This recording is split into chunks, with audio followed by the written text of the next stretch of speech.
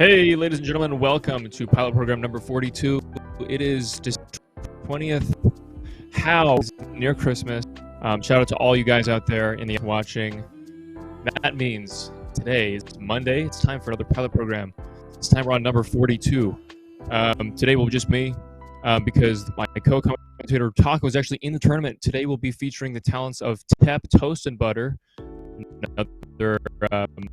Another household name, Stone, Medusa, Hime, glad to see him back, Bulbasaur, Lil Bob, Max, Jax, Jockey J, and of course Taco with that Yoshi.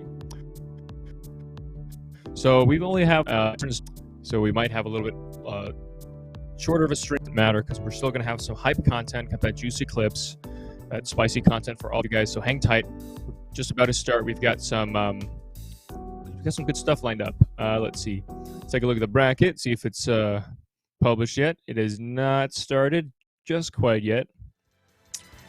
But it looks like we'll be heading into our first match. Looks like we got a little bit of menu trolling going on.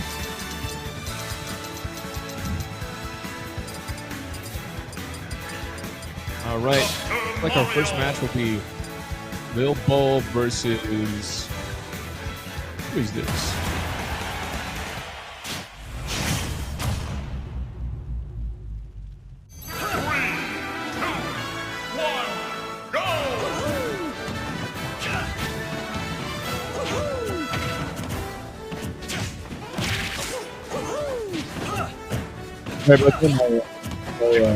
Software froze. That was weird. And then we got Lil Bulb versus Taco Waffle. Looks like Lil Bulb is going to be going out with Ike. Actually met him before at the old GCU event we had around 2 weeks or so ago. He's a very intelligent player, and he really knows Ike at the back of his hand. And Taco, as you may know, now he's rocking the Dr. Mario, though. Strangely enough, he's not going Yoshi. Let's see, Battlefield, this is an interesting choice here. Not too different from what we'd be used to be seeing. Although Dr. Mario is one of those characters that isn't the best, but I think Taco can pull it off. Let's take a look at what's going on. So far, Lil Bulb is doing a great job of occupying all the spaces above the platform. This up B just got buffed. I got mad buffs in the last patch, 13.01. There we go. Forward air is going to kill off the left side of the stage. Lil Bulb is up 1 stock here. Let's see what Taco Waffle has in response. Down throw, up air, classic stuff. Another up B. Here we go. Armored up B. Taco's got to have some damage on this man. Maybe kill him before he starts to get laps. Oh no, yeah, that Doc Tornado definitely has been buffed a little bit. Won't get him out of that predicament just yet. There we go. More combos into the forward air, looking for the platform confirm, not going to find it. And a wheel kick to send Lil Bulb off stage. What's the plan here? Nice, rolls in, gets hard read. Hard read, Taco off with that down smash. With a little bit of swag there with that moonwalk.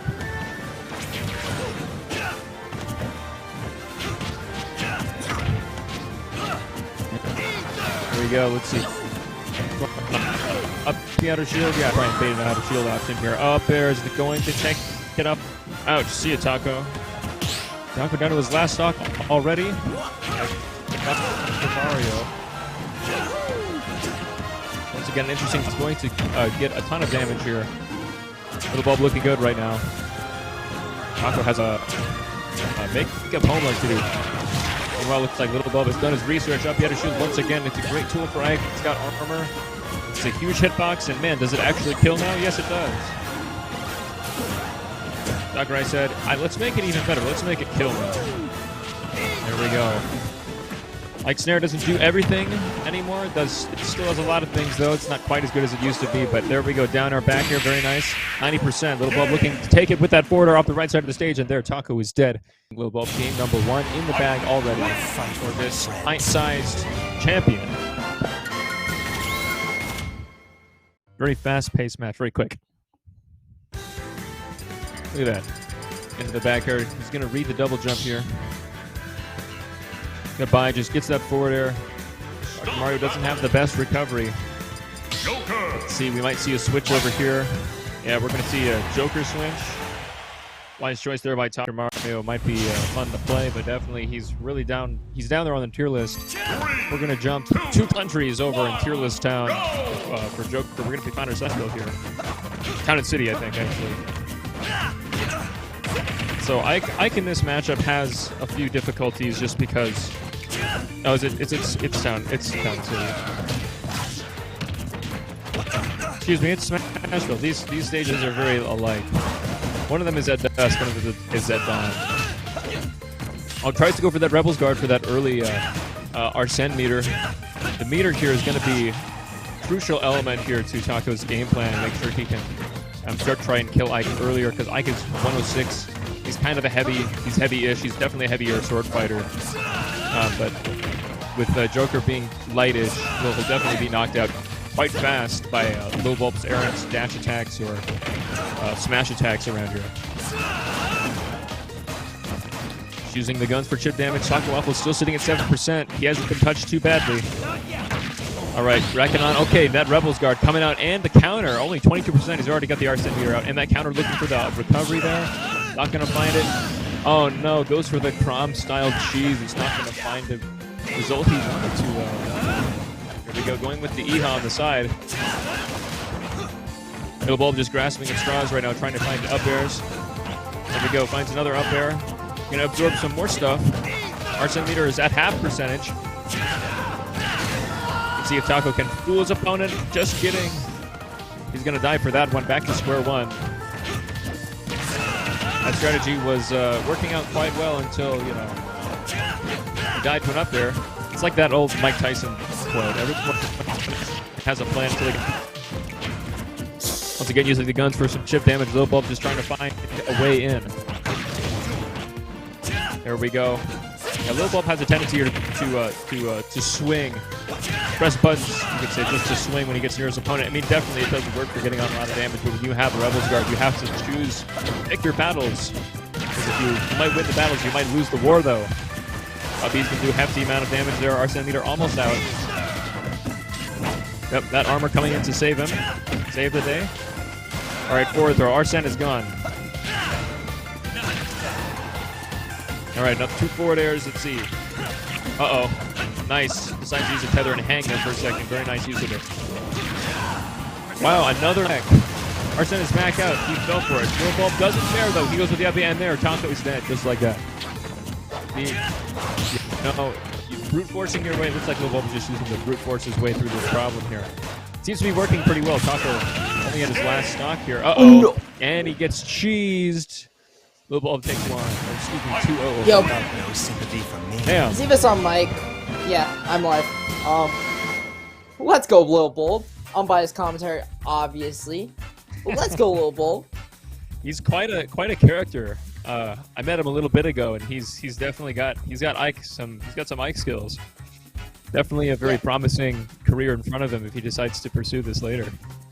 And now we get to see his up next on stream will be his brother, Bulbasaur. That's funny. So yeah, it looks like we'll be having Bulbasaur in the next match here.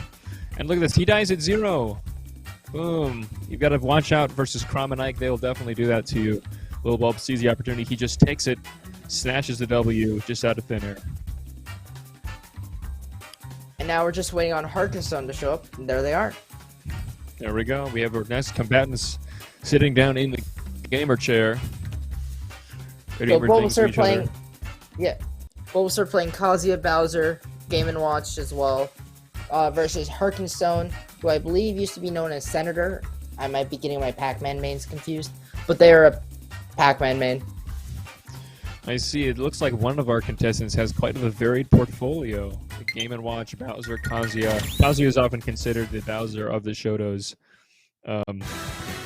I personally like Shotos. Kind of an unpopular opinion, but Shotos are pretty cool in my opinion. Just the fact you can convert off of a small hit is so cool. Is it unique? Yes. Do I particularly like it? No. Because it's frustrating to play against. It just makes their confirms that much more. It just converts their confirms from a spacing oriented or from a primarily spacing and aerial oriented gameplay to a primarily execution based gameplay, which I think is alright. It's because, you know, it's their Street Fighter combos. Kazuya definitely has the Tekken strings though. Just another example of pretty nice game design that when the developers ported them over. But you know, it's like even the Street Fighter combos you can go nuts with, but you know, basic combos like, okay, you know, yeah, low forward, maybe up tilt into Shoryuken or something. It's like 3 hits, you know, classic Street Fighter 2 Third Strike type of style. Yeah, the main problem people that I understand that people have with Shotos is the fact that they just don't seem like they belong in this game. Like you said, no, they don't. Like you said, they go from you go from playing a more space-oriented game to a more confirmed game, which they get to disregard the rules of this game and substitute their own rules, which I think is alright considering they're still rules. You know, as they have Adam unique Savage weaknesses. once said, I substitute reality, or I reject your reality and substitute it with my own. I substitute my own. Yeah. And man, it's funny. I used to watch your pin posters a lot as a kid. I reject your reality and substitute my own. I believe they do have a new one, new series. I don't recall, but I believe Adam Savage and Jamie Heineman actually didn't like working together, but they did have a good professional relationship, so that's why the show went on for so long. Yeah, no, I'm saying I believe they started Mythbusters with 2 new people, but Adam Savage does have his own. I think it's a YouTube channel, like Savage Build or something like that. Yeah. It's kind of cool. He's got like a wood shop and stuff. R.E.P. Grant Imahara. He died a few years ago. He was a cool dude. Yeah. So now we're. He died. He was only like 40 something, right? Like late 40s when he died. Yeah. Oh, so that's some Bulbasaur shirt. Okay. Help Wanted, the opening. I remember when FNAF 2 came out. It was way better than the first one. The first one was pretty good though. That came out in like what, 2013? 2014 maybe? Yeah. I've never played a FNAF game. If you play them now, it's still worth it in my opinion, but you won't experience it like the people who did when it came out. Just because it was way more cultural back then. Now it's not anymore. You could say that for DDLC as well. Oh, DDLC, yeah. Yeah, because it's kind of like the ending of Super Metroid. Everyone knows about, the twist, but it's still a twist, so whatever. Which one's Super Metroid?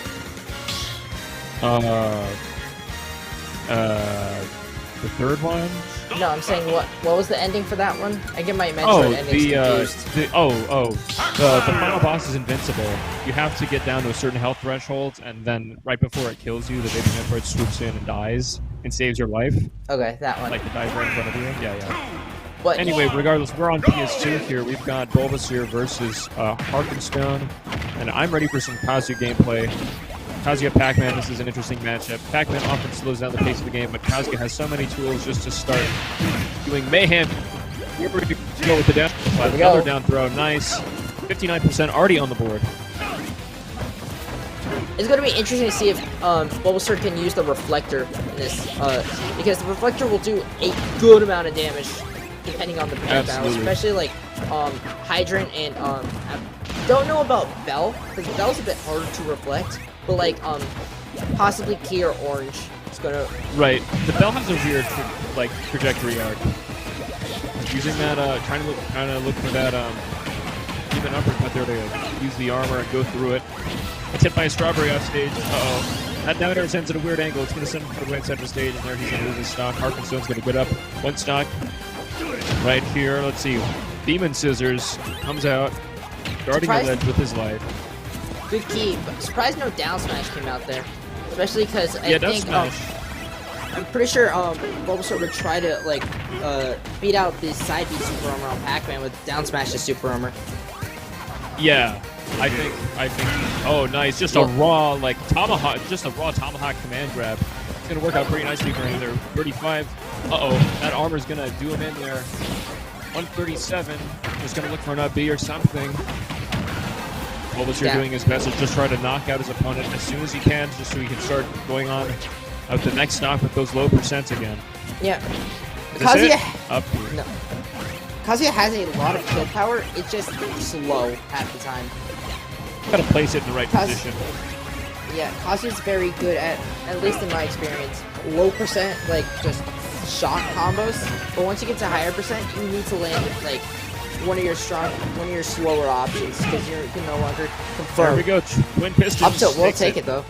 Yeah, but when you have higher percentages though, Kazuya still has combos. He even can combo into his Rage Art, I think. Which is obviously a kill option. only get one shot. Actually, no, you get more than one. Well, there goes the Rage Heart. There we go. There goes the Rage Heart. Tekken Rage is off the table. Arkansas looking at stalling off Smash stage Rage here. as well. That Galaxian's going to do 31%. Let's see.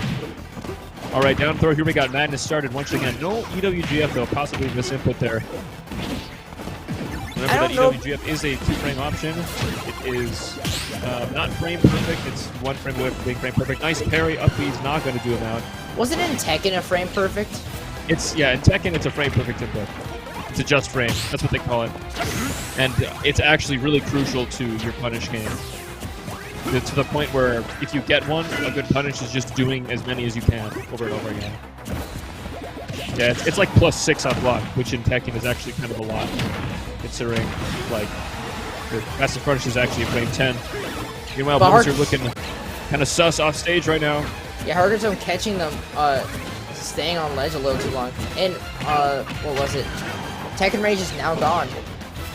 That's right, we just got classic Smash Rage left. It's still doable though, that up smash. Okay, this back air probably gonna kill. Nope, Kazuya's a heavy man. There we go, he still has his sandbags in his pockets. Avoids the setup at the ledge. Bulbasaur living on a thread here. No electric in there. Apple. And the apple of all things does not kill him, almost. The melon? Ran out right before it touched the shield. Arcade looking for the funny stuff. Bulbasaur a little bit reluctant to let him have the kill, a little bit defiant here. What's the move, man? The respect here. He's like, get up, bro. Get off the ledge, bro. He's looking for that apple kill. He's looking for something funny. I don't know what Pac-Man's raw kill options are. Actually, at this point, it's anything. There's a fair. It's like back air. There we go. Is that back raw kill options? Yeah, that was back air. Okay. I didn't catch forward the air. bar. Forward air is his spinning kick. Oh yeah, you're right. The neutral air is one where he like spins like Sonic. Yeah, I didn't catch the raw. I just thought he jumped up and fared. I think he just. Let's see here. Let's look at this replay. Yep, there's. Yeah, no, it's a very short RER there. Yeah. There we go. That wasn't so bad, was it? No. Pac-Man matchups. Everyone talks about Pac-Man matchups being kind of slow. Because he really picks up the pace of the game, especially with Bulbasaur. He's developing his own sense of Kazuya gameplays. You know, starting off with the standard bread and butter stuff like down throw, EWGF, it's a platform tech chases, good stuff. It's not quite all the way there yet, but you know, Rome was not built in a day. Also, Arkansas looking progressing as well, in my opinion. Apparently, we got a donation. We have a donation. I don't see the notification though, so sorry about that.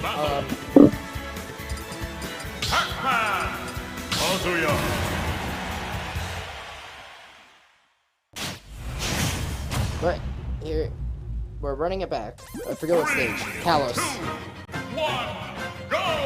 All right, we got Kalos pick here. A little bit interesting. Stage decision. Right up the bat, down throw. Looking at 26, already looking to get a good start.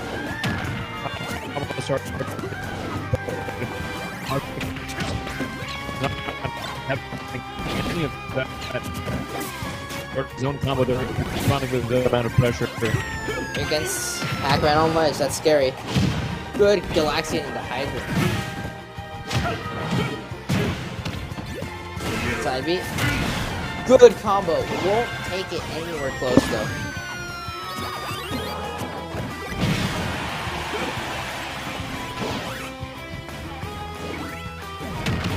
They're trying to use the laser to try and space him out off stage there. He still has his jump. Okay. Up B's left. He goes through the trampoline. Tekken Rage can on land deck. this rage drive here. Going to be a saving race. He needs to get an early lead. Not gone yet. Yeah, no, Tekken Rage is off the table at this point. Nope. Unless he lands something right now. Well, there it goes. No, that was possibly, maybe if that was a raw rage drive there. It does have armor. It's an armored command grab. Very good option. I think. Sniping out of the air. Oh yeah, you're right. I completely blanked that was a rage drive for a second. I thought it was still the DP. Yeah. The Demon God Fist, is it? What is? The, Demon God Fist is the stand-up. Oh, okay. That's the wall standing.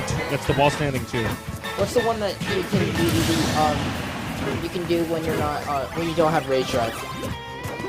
Oh, that's Heaven's Door. That's the command grab. No, not the command grab. Oh no, wait. No, the punch. Punch? You know how you can? Oh, the dragon uppercut. That's what it is. Okay. It's Okay, been a the while dragon uppercut since. you hold. No, that's right. Dragon uppercut you do this where you can motion and you hold the button. WGF you tap the button. Yep. Oh, he grabs the bell. Okay, we're gonna do some item play. Oh, and he gets him down throw. Very nice setup there. He could have gotten an F smash out of that. That's just how he could have long gotten way more out of that. That's just how long. Old habits die hard. Yeah. That's just how long that it's alright. spell stuns for. Good trade. Especially Using for his laser Bulbasaur. to space it out. He's relaxing the pressure, not going to buy it though. Both contestants still neck and neck here. Second Rage is once again on deck. Let's see what he can do with it. Good up B, avoiding any pressure there from Harkestone. Down smash? Not yet, getting it out. Back to stage. There we go. Boom. 9 o'clock meeting with the pavement. Goodbye. Harkestone. Just like, I'm not sure whether they super armored or invincibility through it, but something happened. They just went through that dash attack.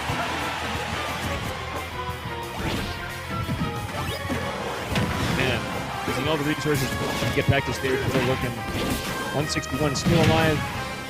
Unfortunate. Harkestone missing that the correct ledge trap setup there. Or ledge trap. Well, that will take it though. Good. That's gonna off get him stage. there. No one on deck. That was funny. Oh, look there it is. Dragon uppercut coming out, getting rid of that hyper. Border combos coming out. Beware of the Pac-Man Fair Train. Try and trade. Oh, that there goes on side B. Bulbasaur will have one. We'll have a big opening here in around maybe 10 or so seconds when he gets it. If Harkestone lets him live that long. Rage drive. Oh, good down smash coming out, but wasn't able to follow up with up smash. He is on deck. Hydrant's gone for probably 3 seconds. There it is. Good shield. That Mediev's game. Snarling off stage here. Let's see what's the option. You have to take it. Yeah, he didn't really challenge that at all. Right. Game is on. Bulbasaur has around 20 or so seconds. 15 seconds. There's no time. He's got to convert this here. Well, it's a counter there. Twin pistons. There we go. He shows restraint. Gets that twin piston. Maybe he uses that as a mix-up. Maybe he thought his opponent was going to go for Rage Drive, but instead he just goes for a regular option. There we go. Twin pistons, very nice. Yeah, so the way Rage works here is that there's a number. It's a value that counts down, right? By like 1. Nope. You got it wrong. No? It counts down. No, it counts. So you're right. It's a value number, but it doesn't count. It's not based on timer. It's just based on how many whipped rage drives you have and how much percent. I disagree. I believe I have this correctly. There's a timer that, because if you just sit there at 100% and you do nothing, you won't have it forever. It'll run out. The whiff subtracts a certain value from the timer. I believe we can look it up later, but I believe oh boy, the loops are coming out. 64% up smash, 90%. While we're talking, Bulbasaur landing this combo there. That was dead. Yeah. We'll see whether he can close this stock out though on FD. I have a hard time. I have a hard time believing that that Harkestone's just gonna let him sit or just let Bulbasaur take that first stock.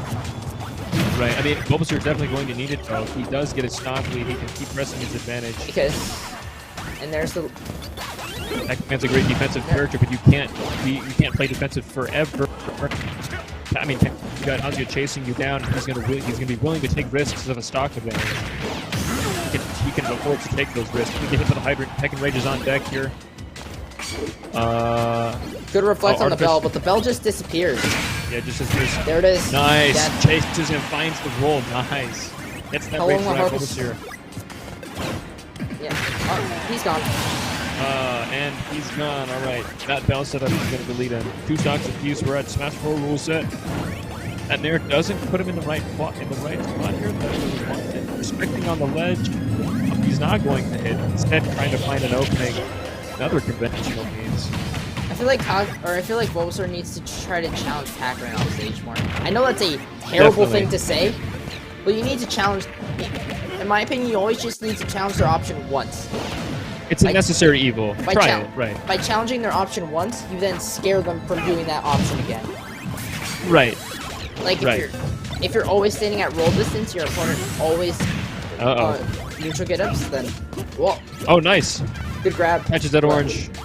Get out of here with that citrus fruit. Our are going on the offensive here. Yeah, I don't think a true almost. I don't think a true Heaven's Gate will kill at this point. Well, it's Tekken Rage is gone. Tekken Rage, goodbye. Down air. Kazuya says, okay, he's at 160. He won't have too many issues playing by himself though without the rage. Oh, look at this setup. Good wait. Look at that setup with the hybrid and the trampoline. This is some weird stuff going on. Gonna have to force a re-grab here with the bell and get hit by the bell. There we go, back here. And that was the goal to get out of it. Or Harkenstone with that YouTube-esque setup to reflect that out of here. Very good ledge trap coming up. Gonna have Eric flashing here. Nice. Dash attack, the splits kick. What's the hydrant? Okay, nice. Forward kick is gonna destroy the hydrant. Up B out of shield from Pac-Man, a very weird choice that I don't really see ever. Nonetheless, it does get him out of the situation. Dash attack is gonna send Bulbasaur to the left side of the stage. He's looking at himself in the corner, trying his best to reset to neutral. Up B not going to kill yet. Pac-Man has an absurdly long life activity. There we go. Finally going to kill there. Bell is on deck though. Next Bell setup could kill. Oh no, never mind. Right. He's just gonna have to land one thing at 0. If he lands something like that, he needs a good string here. 26%. Yeah. He could definitely do it. Combo into the rage driver, another smash. He could definitely take this and just run away with it. Okay, here we go. 61%. Nice. Didn't get to the electric window on that punish. Nope. Okay, it's game time. Uh-oh. Yeah, try and challenge that with the get-up attack. He's going to eat an F-smash for it. Arkansas sneaks by with victory. Quite the pop-off coming out from Arkansas too, if you look at the replay.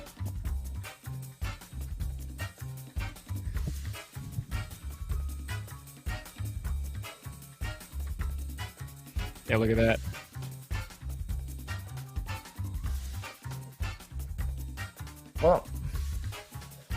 Well, in between our winners' quarter sets. Pop off, honestly. Yeah, between our winners' quarter sets, let's talk about Surge. All right, Surge. We've got. Speaking of this, so we typically have Ascension monthly, and sometimes we have other stuff like the GCU event. But this next month in January, we'll be having Surge. It's this new tournament here. It's a little bit different. We're going to run a little different this time. On January 8th, 2022. Can't believe that it's almost 2022, guys. We'll be at college, $600 in prizes. It's only $5 to enter. You can go get a footlong that aren't $5 anymore, but you can classically get a footlong, a sandwich, or you could enter this and possibly, quintuple your money. This is a special event for high school and college students only. So in order to qualify, you must be a student of some kind in some sort of college, university program, or going to some sort of high school. So this is meant to give people earlier on a chance to start playing esports in their local scene. It's a great opportunity to go over to SmashGG sports / to find out about this event as time approaches start date. So thank you very much for paying attention to this ad. January 8th. Be there. Next up, we have Jockey J versus Max Jax. I don't recall who Jockey J plays, But Max Jax is he's kind of on fire, no? Yeah, they're the. I don't know if they're the best Little Mac in state. I'm guessing, just because they're the highest seeded usually in any tournament. But Possibly, yeah. We do have other Macs here like Ball Foop and Turtles. Yeah. Oh yeah, that's a GCU. He's a GCU guy. No. Right. No, not simply Turtles. Just it's Turtle 1, 2, 3, 4, 5, 6 is the Little Mac. Simply Turtles is a Terry player. Yeah, he's a Terry player. So yeah, we're gonna have Max Jax and Jockey J. Jockey J, possibly a newcomer to the scene. It's always welcome to see new players here and see what type of gameplay they can bring to the table. I don't believe Max Jax, he was in our top 8 though, right? Or Ascension. He was one of the top 8 finishers in Ascension. No. No? Not by a long shot. No. No? I lied. Hold on, let me Max check. Jax didn't get into top 64 though. And we're starting small battlefield. Alright, we're going to small battlefield. Let me check something.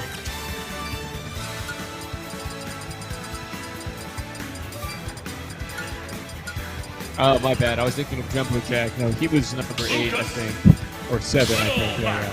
7. Jockey J's a Lucas. Alright, we got Lucas versus Mac. Definitely going to be an interesting matchup. Any matchup versus Mac is going to be a weird matchup. Obviously, we got a floaty character that prefers to stay a little bit above the ground, and Mac has no air game whatsoever. Always fun to watch. Let's take a look what he has in store. Max Jax starting it out with a basic combo here with an F tilt, just going to try and mix his opponent up here at the ledge, going back and forth, trying to find an option. Looking for those down tilts. Try to get that platform. So once again, setting stage.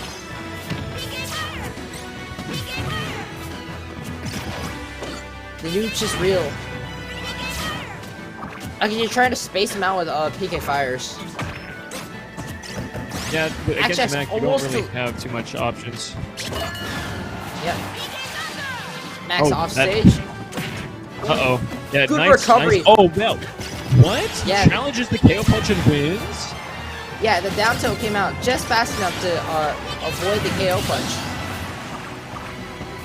And PK Fire will take that with an S guard. Right side. Here we go. Nice counter-rated forward smash. Come out. Lucas is a light. Lucas is a semi-light heavy. 2-frame like a... Or did I just say semi-light floating? My bad. But, yep. Max Jax tying it up. And one F tilt has pretty much tied up the stop, percent count too. Back to 2 stocks and 2 steers, anyone's game still. Yeah, good timing on that get up to avoid the PK freeze. Up to up B. A now somewhat more true combo. It was probably true before, but the Little Mac buffs really come through for that move. But it had issues with connecting properly in all instances. Now it really connects pretty all the time. Right on deck. If you can't get back to stage, it won't mean very much. Just like literally inches away from stage, Max Jax will fall to his death. One stock, leaving him at a disadvantage. Jockey J just trying to find some snake dashing to try and zone him out here. Be careful getting back to stage. He's a heavy hitter here. Down smash will take it. Another down smash. Here we go, 1-1. Kill anybody's game. Jockey J's usage just of hitting, just the edge guarding capabilities of Lucas and versus Max Jax's capability to just cap the ledge multiple times really makes a back and forth match here. Jockey J, look at that. He only got hit once. Yep. Jockey J consistently being put off stage this stock. Max Jax really good at just ledge trapping. Jockey J back to center stage, but look, Max Jax does have KO. Whipped it. Oh, that's going to be big. The roll. And there it is. Uh-oh, down smash. That's it. Dead. Yeah, that's it. He tried to extend his jump. That could be enough. That down smash from Lucas is sight to behold. It is very large. The size of several football fields. It will occupy the ledge just long enough for you to hate it. Goodbye. Jockey J going up. 1-0. Jockey J takes game 1. Let's see if we can see a counter pick. Doesn't sound like it. There we go. Mac, we got the pink jacket. No more wireframe Mac. Wireframe Mac is cool, though. Running it back to small battlefield.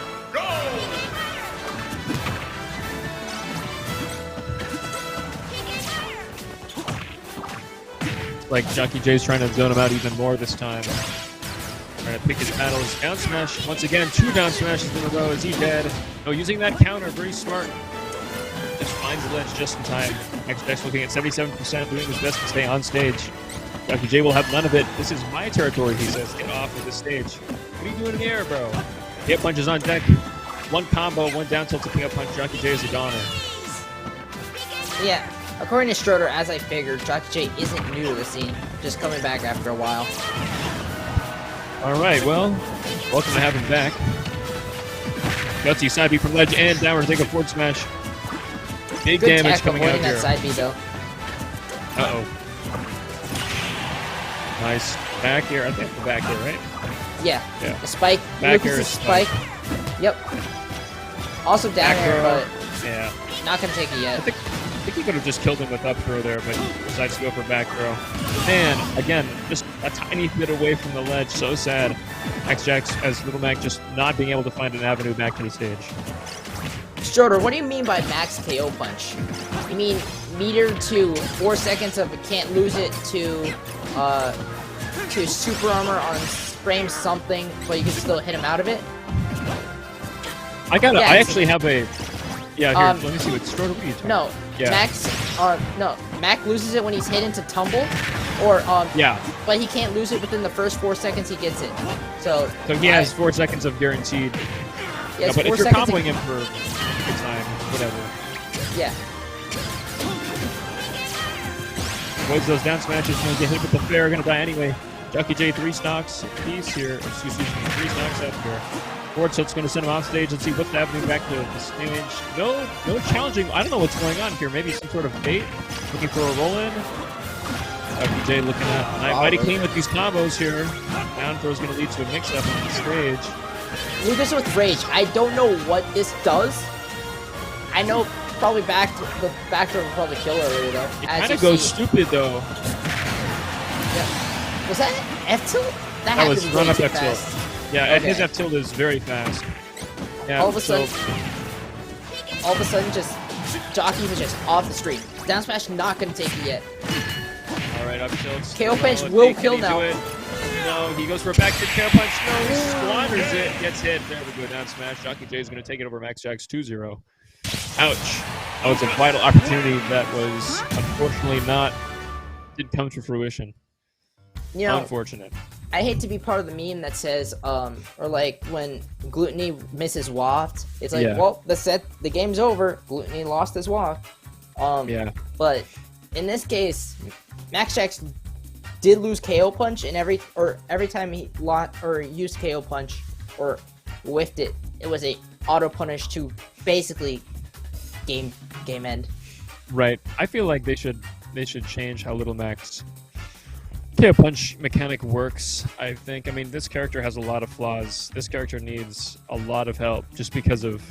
It's not so bad that it's. I mean, he's obviously unbalanced in a bad way, but it's the way he's built. You try to do an air fighter in a game that is that has primarily. You mean a ground fighter? Right. Excuse me. You do a ground fighter, a primarily ground fighter in a fighting game where most of the action takes place in the air or landing.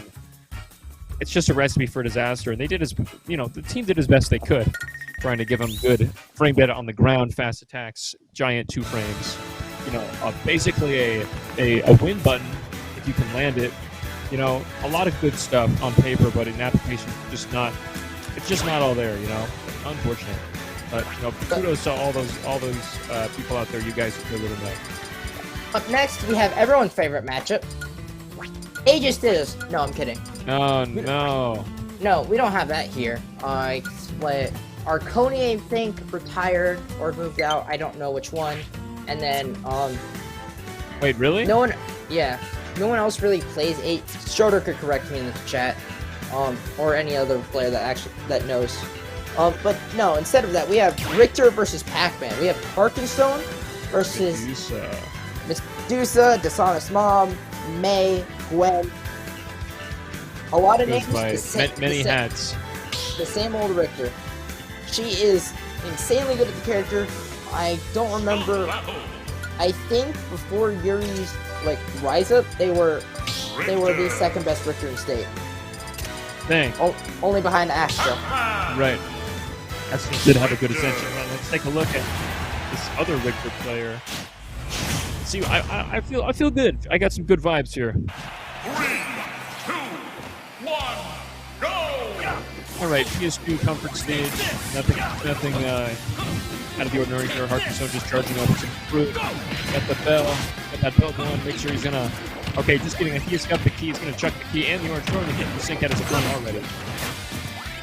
Hydrant setups. I feel like people, when they fight Pac-Man, fight the Hydrant more than they fight actually Pac-Man, just because they know it's really annoying, and I think Pac-Man players really use that to their benefit. True. A lot of Pac-Man players will use will punish people for going to try to disable the fire hydrant. There we go. Just like that. Harkness was trying to take advantage of Medusa S-smashing away the fire hydrant, but there was enough advantage there that, or Harkness was too far away to get a proper punish on that F-smash. Right, I really like Medusa's use here of the items. I mean, what's it found on with items or without items? But a long range snipe on the opposite side of the stage of the platform. Very impressive. Medusa playing more of a runaway type game than maybe even, but still looking to be quite an effective game plan. There we go. Oh, forward snap. Just going to challenge the Hyper and pit back. Let's see. What's the Harkness unable to make it back to ledge. Good high recovery though. Another forward smash. Oh, challenges the Hydrant. Going to hit Pac-Man this time. I think Hydrant isn't that big of an issue for the Belmonts just because of they can challenge them from so far away. But nice countered angled back there. We need an acronym for that. There has to be something. There has to be one made up by the Richter mains. I would believe it. I don't know. That sounds kind of silly. No, the dab. The dab. I mean, he does kind of look like he's dabbing. Downward angled back air, dab. Kill me now. So, on our next list of Taco Waffle is... It's DABA, but the A is silent. Exactly. See, everyone at Gangsters will get hit by the slow moving projectile. Everyone at Gangsters will get just styled yeah, up by Maxwell on stage. No. Oh no. She is not dead yet. She's back on stage. And now in advantage. 169 pushing her luck here. Medusa making sure she gets the last out of Rock right now. Unfortunate missing that S-smash. She's playing the Zona game real good here. It's the up there. He's going to do a hefty amount of damage. 90 now. Looking pretty good. Avoids the key, going for that axe, and that consistently going for these downward angle forward smashes on the ledge. Interesting choice there. I would say it's Richter's, or back airs. I would say downward angle back airs. Richter's probably second best option at ledge. I would agree with you. Yeah, there you go. Belmont Classic. A little bit Belmont Classic light forward tilt instead of forward smash. Yeah, he's going to be dead here. Almost makes it back. 2-1 still. Clean stock lead here in favor of Medusa. Harkness got a little bit of work to do. Maybe change up the game plan.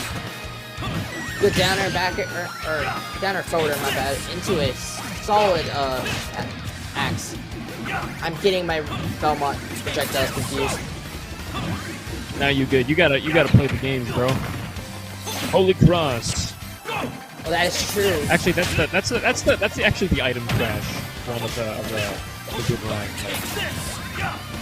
I know it's strange to see what kind of religious censorship is in the North American version of Castlevania, because like Nintendo didn't want to have it to do anything with like religion and stuff. But Castlevania is an inherently like religious game, mythological game. Right. I mean, it's like called the Holy Water is called the Firebomb in the English version. Really? That's hilarious. Yeah. It's funny. Well, He literally says Holy Cross. that makes sense for why it's orange for Simon's. Oh, that was sick. That was sick. Gets that forward smash. That was nuts. Take a look at that. Yeah, using the holy water to destroy the side B recovery, Hargreaves forcing them to go for an up B recovery, and then just S-smashing it. Hey, look at this complex ledge trapping option here. Sets up the water. All right, so there goes your option. There you go.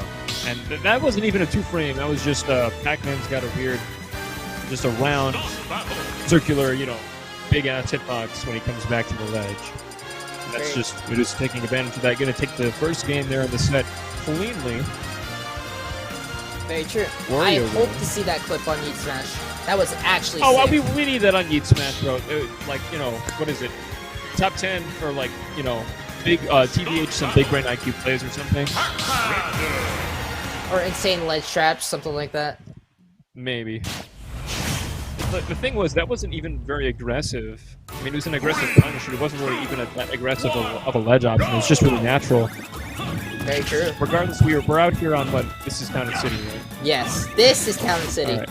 Unfortunately. Oh wait, I know how we can remember this. Yes, it's Town and City is three words, 3 platforms. There we go. Correct. All right.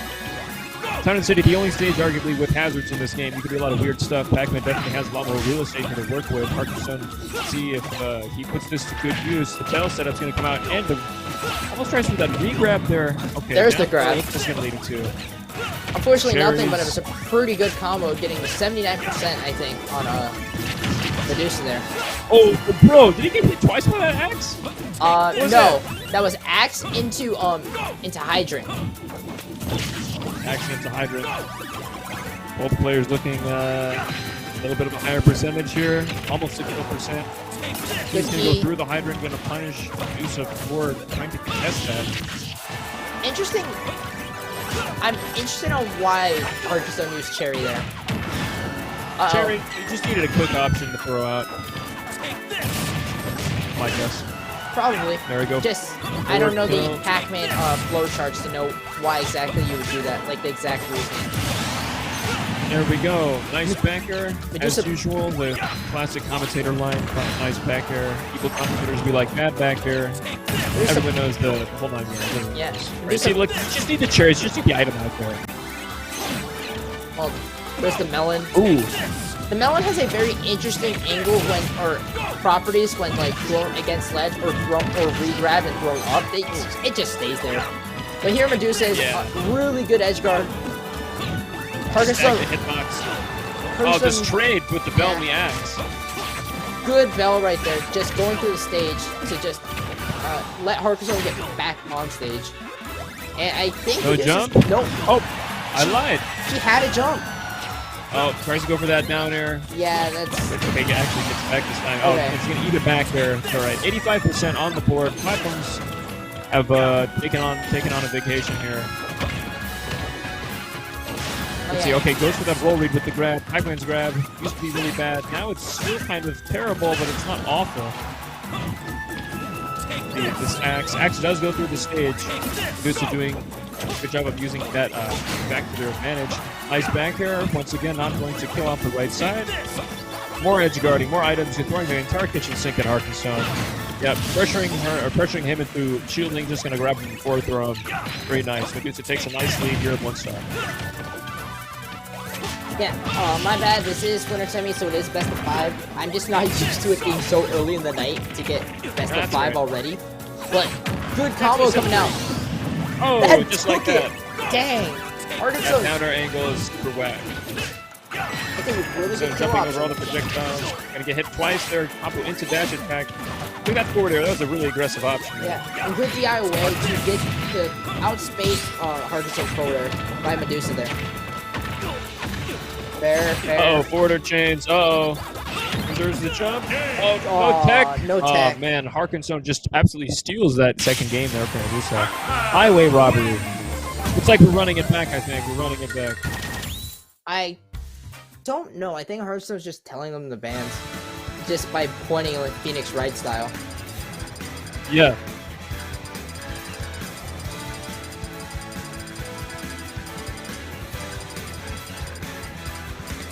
See, I have the option of seeing the second screen, so I knew they didn't pick a stage first, so I can say what stage they would choose. But they're going to Battlefield. Oh, weirdly, I don't know. I don't know a lot about the Richter flowchart either, so I can't say why they like this stage. I just know they do. In a nutshell, Richter flowchart: cross, holy water, axe, and then normal. See, that's the stereotypical Richter flowchart. I just don't know why they would like this stage. Because this stage, well, as you can see here, look at this coverage here. Oh, yeah, this, from the other ledge, all the way across the stage. Look at this counter stage ledge guarding. What kind of crap is that?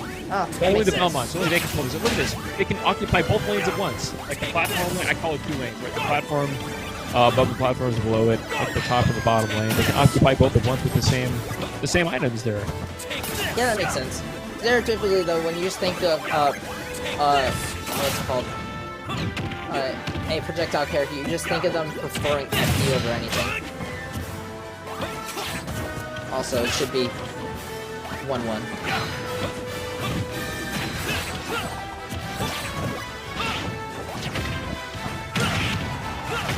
Good down air. Nice dare. Arxon making it back to stage safely with the orange. That's gonna hit. Okay. Arxon saw that axe coming. Was able to jump out of the way. Yeah! That was a good angle coming out from Medusa.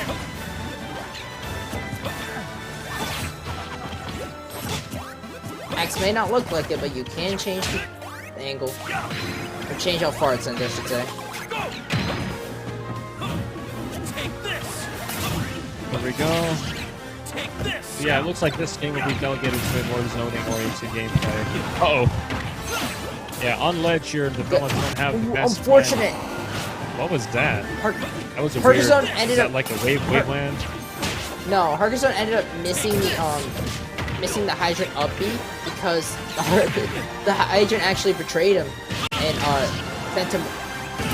That's unfortunate too. But the hydrant sent him or the water pushed him away right before he could up B to send it into the ledge trapping position. But didn't matter. Arxon ended up getting that stock. Medusa is now down a stock. We'll see how quickly Medusa can take it back. Nice. Yeah, people don't really, unless you follow pro Belmont players, most people don't know that Belmonts are without the opponent in the game. They've got the amount of back airs they can pop out. They've got so much control over it because they can angle it up or down. Like you can just wall, you can, and then okay, you can just use back air. Yeah. Oh, nice. Solid. Nice F smash. Yeah. One solid long ledge trap there, or yeah, just to keep Harkazone just off stage and then hit them with 2 F smash just to take that stock. Right. Harkazone does have key though. Afraid of the hydrant. I don't know. Yeah, people see it as something to just get off the field immediately. Right. I mean, I feel like it's kind of like an item. Not really, because items are really anybody's, right? Once they leave the hands of the thrower, they're pretty much anybody's stuff. You know? So items are no different. They really belong. It doesn't really belong to Pac-Man. He makes them, but it's not really his because you can hit it back at him. Nice axe. Can you catch that air dodge? You know, so I really want to see people use more of that clear advantage. That could be yours. 3 axes here. What's going on? Everyone thinks they're going to get hit with a stone moving projectile. And they're out. Uh-oh, nice. Very good. Belmont Special is going to steal it out. Medusa takes the...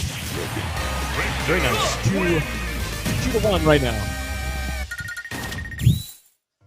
Yeah, Medusa just turning up the dial to 11 saying, I've had enough of your shenanigans. Get out of here. Get off my stage. Yeah, you can't charge that fruit for free. Boom. I think, did they choose a double jump option or something? Because I don't think, it didn't look like the standard amount of time it takes for your invincibility to wear off. I think they dropped from ledge to charge fruit.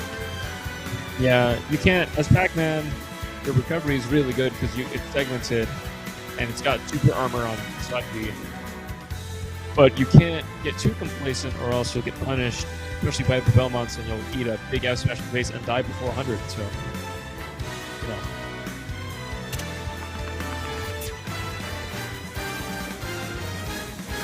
Are they complaining? Did someone pull out DSR? Maybe DSR is in effect right now, right? Yeah, it's. I don't remember if it's light or counterpick. I think it's counterpick. Actually, it's Shoto's rule set, so we can ask him. But for those of you who don't know, DSR is just a little bit stupid rule. It's a little bit difficult to explain. It's not difficult to explain, but it does vary from region to region, and like it's kind of like the it's like the local stew. You know, the local version of the local stew or soup or something. That's all I can. Yeah, I mean, full DSR. Well, to explain it to explain the main rule, full DSR just means that you can't go back to a stage you played on. And then from there, there's counterpick and light and all different variations. Yeah, of course, because nothing in Smash can be as simple as this game is supposed to be. Like, look at this matchup. Simply calling out here, and I really like that Medusa's using fully the fact that, taking advantage of the fact that they can destroy the fighter in one attack, one smash attack, and one even if it's long not range like attack. Right. Even if it's not even the tipper or like tip of the attack, you can kind of just hit him once and just get rid of that. It's a really valuable asset to have, and I think that it'll bring Medusa a lot of success, as you've seen already, going up 2-1 in the set. Yeah, see, look at this, Packers. Don't come near me. See ya. See, you got too close. Don't circle the tiger. Spaced it perfectly there to get the tipper. And just killed it 100 at ledge. Oh, what is going on? Okay, Harkins tried to do some goofy flute setup there with the melon on the trampoline, and like a back and forth sort of like Aegis reflector type of business. Big Galaxia coming out. Back air. Ooh, nice down air there. Yeah, but the poke of the upbeat actually launching the hydrant, so Arkason couldn't use it. That's right. I'm still eager to see Medusa do something that he did in the first game, which is just run up, grab, forward throw on the ledge. That is a very tomahawk of some sort. It's a very risky option, but I mean, it definitely catches your opponent off guard. Because as a Belmont, what are you gonna do? You're gonna go up and grab somebody? You know? Funny enough, I've seen that option way too many times from Astil to be like, oh yes, what a mix-up. Then again, Astil's also a very aggressive Richter. Right, it's like, you don't expect this character to be doing that sort of thing. Oh, nice. Alright, 96% off stage. Arkansas. It's stalled. It's stalling there with that wall jump. Remember, there is a wall here. That backer is going to kill. There we go. 2-2. Medusa, fresh second stock here. Interesting. Oh, that's some technology there with the key. I've not seen that before. Against the stage. I have not seen that before. I have not seen that before, but that's definitely a Pac-Man thing. This character is as labbed out as Steve is, and even more so because the original Steve. Yeah. Yeah. And right there, you can see Medusa saying, "Get out of my face." Pac-Man is the original big brain character, and everyone goes, "Holy shit!" Yeah, bro. And then every so often you see a Richter do something big brain, you're like, holy shit! I always like to see when Richters go for the reverse cross, and they do back throw into the cross, and then they do up smash, and it's really cool. A lot of Richter setups are really cool. It's just there's just a big stereotype on just Richter neutral. They are kind of timing specific though. Fire setup. Well, that axe didn't require eat too that much axe setup. in the face. Ouch. Once again, get hit by the slow moving projectile, you're going to eat a big chunk of damage. It does like 19 or like 20% or something absurd. There we go. That axe is going to take care of the fire hydrant. Get that off the field. Medusa's trying to find a comforting ground here. Try and seal out this. Almost F smash, not going to finish him off stage.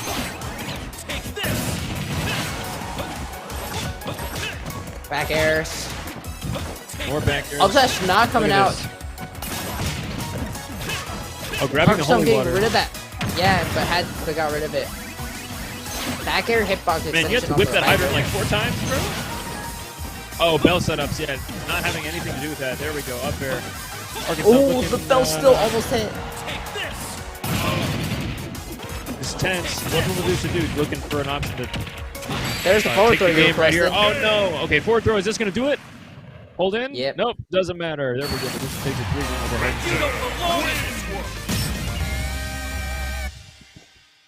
I mean, I wouldn't consider Pac-Man that much of an abomination. He does look kind of weird, but I'm not sure if he doesn't belong in this world. But here you go, the classic line. Here we go. I mean, it's a 3D Take a look at this Pac-Man. one more time. It's 3D Pac-Man. He doesn't belong in this world. All right, there we go. Going up for that grab, missing the F tilt. Doesn't matter. He's gonna forward throw. Belmont's having a kill throw is a great, really good tool in their arsenal, in my opinion. Hey, look, guys, I'm on the TV. Look at those two. Look at that. Hey, guys, look, we're on the TV. They see themselves. Hey, someone tell them they're on stream. What's up, guys? I think we have a little bit of a younger audience here. Yep. Up next, though, instead of them, we have He-Man. The DDD extraordinaire. And Jockey J. That's right. DDD. We have Lucas versus DDD.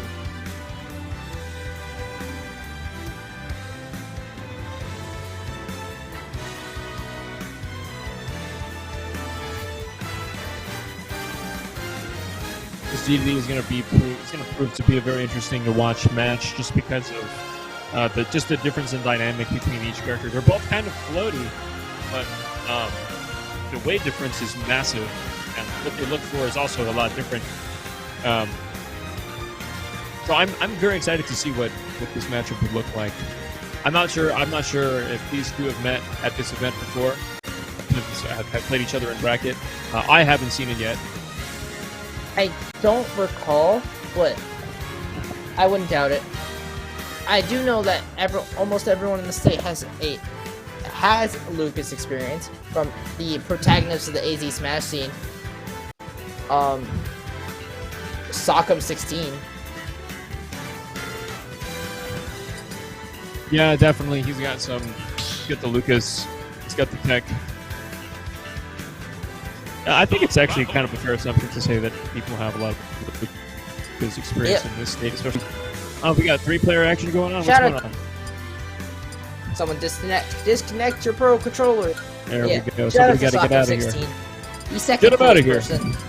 The second coolest person in the AZ Smash scene.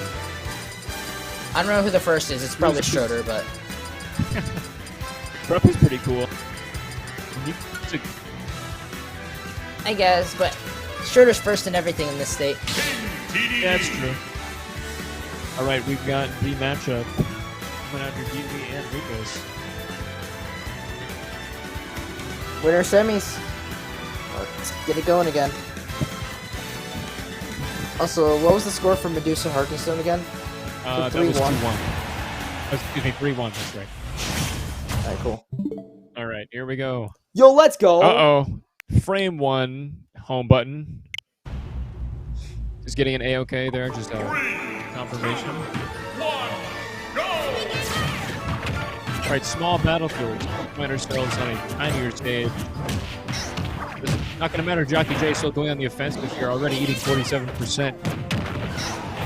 It's just the name is Gordo's.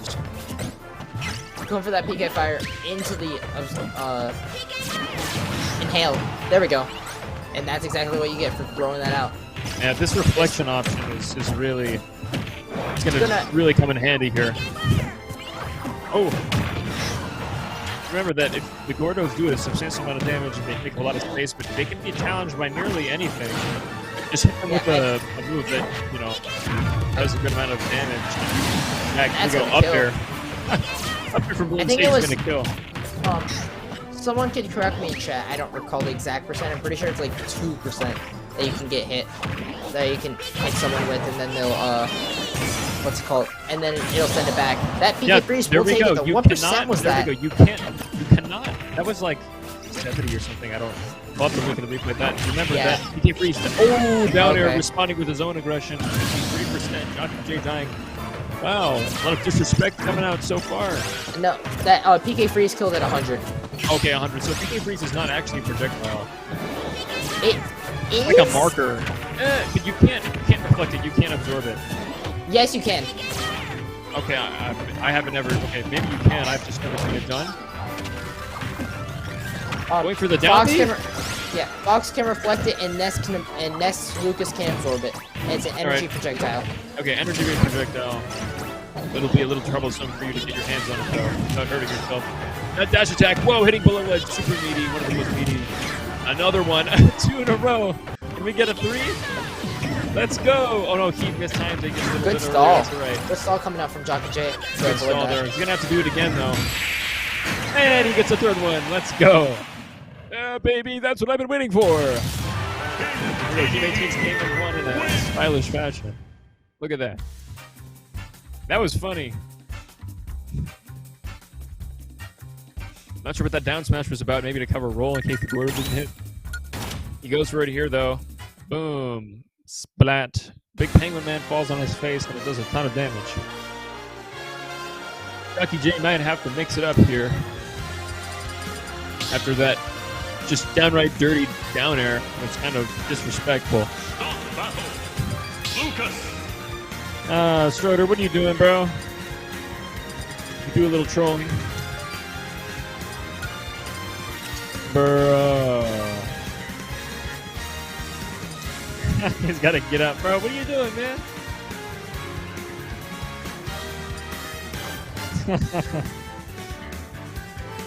Yeah, a little bit of interference. That's all right.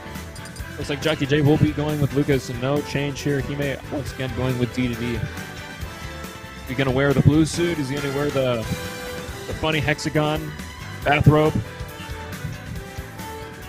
DDD has such a weird pattern on his bathrobe or whatever it is. I don't know. I forget the name of it, but it's a Japanese. Is it a kimono? Is he really wearing a kimono? 3, 2, 1, go! Sure. That's got to be Kirby for you. Nice, gets the parry, but he's gonna get hit by the last hit anyways. That nair is massive. Gonna start using that to land custom. A little bit of trouble here for Jockey J. Down throw. We don't see that too much from Lucas. Both guess it's relatively even. It's looking. Oh, nice! Instantly air dodges the ledge. He's gonna. Okay, what's the normally gets that for that situation. Jumping into that one now. Good Gordo. Getting hit by a 3rd Gordo. And Bear will take it.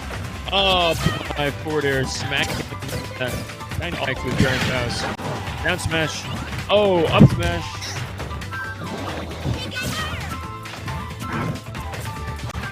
Yeah, teammates. I prioritize with a massive down up smash. Teammate just not letting him breathe at all with these reflex, and these Gordos taking up as much space as he possibly can. Jockey J eating a good amount of percentage here at 71% already. And he may just going at it with back air, forward air. Jockey J unfortunately missing that dash attack, but getting the jab. Up air, not going to take it just yet. Aggressive play is going to be one of the things needed that teammate is going to have to use. Great effect here in order to take the games away and take the games from Jockey J, put him in his pocket. Really working out pretty well for him right now. Good dare coming out from that inhale. Or after the inhale. No, I can't tell if that was a punish on hit or just caught him by surprise. Forward tilt's going to knock him off stage. Not quite dead yet. Let's do a ghost repair. Misses the repair off stage. Oh, he's sitting on him. Oh, no. Don't do it to him. He's going to 3-stock. Are you looking at a 3-stock? Okay. I don't think so. Unless he makes a good, solid advantage state there. Nope. I don't think it'll be a 3-stock, though.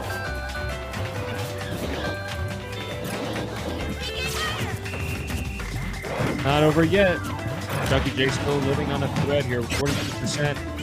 Eat a backer up to 60. Like that. Don't have to worry about Gordos at the ledge. Eat the down smash. Yep. He may do it. Using Gash to avoid that. Nope. Good fair.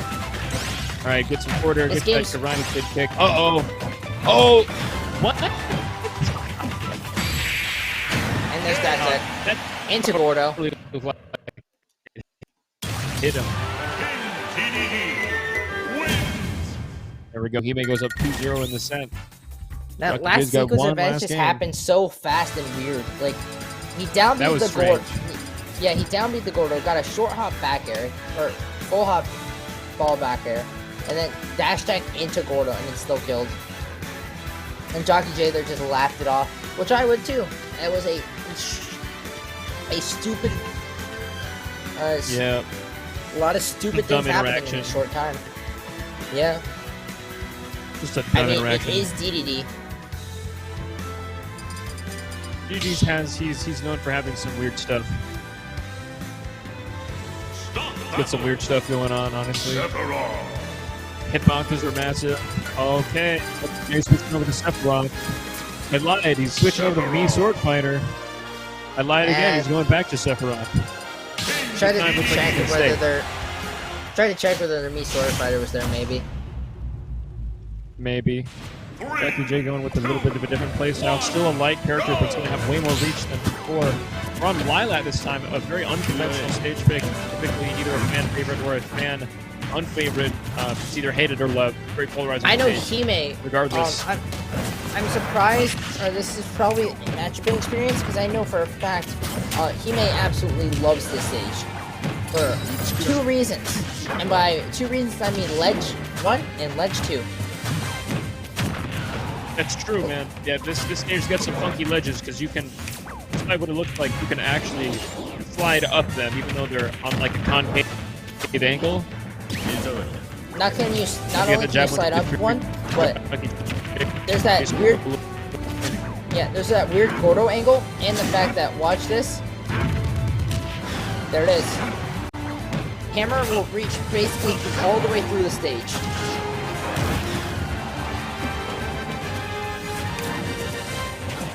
If you got a big hitbox, okay, we got the orbs on deck.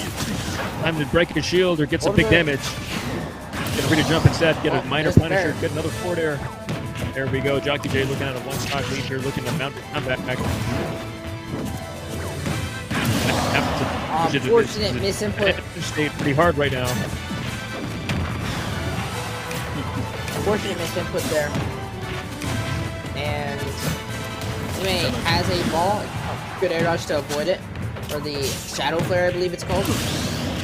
Oh no, he misses the ledge. Another misinput. Jockey J still has one stock here and the lead. Chasing him down, he's going to use the sword to his advantage. He's got a massive hitbox. He can kind of challenge stuff from a distance, still be relatively safe. Nice spawn dodge to avoid the F kill. Uh-oh, dash attack's going to go off stage. Recover back. Nice, just makes it. Oh no, eats the down smash. That's the setup.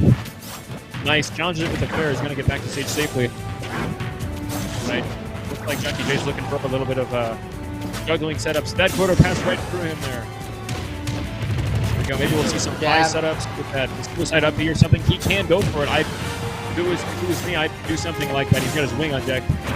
Very powerful position right now. I would not go for the suicide up B because you can just F smash that ledge. But also, DDD has the super armor on their up B. I'm pretty sure Sephiroth will just sail right through DDD as DDD just like. Well, I mean, assuming up B clashing, maybe assuming up B can clash or not clash, assuming that they both do it at the same time. But I'm talking about if he starts stalling or something and he's got to jump. I mean, I guess it is reactable, but still, it's definitely a great option. It kills pretty reliably at even low percents on a lot of different characters, regardless of their weight. But Jockey J still in that game back there, putting himself back on the board, or on the board here, back in the game. I think his name on the map, 2-1 in favor of Hime right now. Still Jockey J's holding on to get bread. Back to, not back, but just at Callus this time. A little bit of this stage is good for Sephiroth because he can flank pretty reliably here. He can flank really low. Sephiroth's one of the only characters in this game that can flank effectively. Got forward air sticking it into the stage. It's a cool mechanic. It's a cool mechanic that only happens on like the top half of the stage.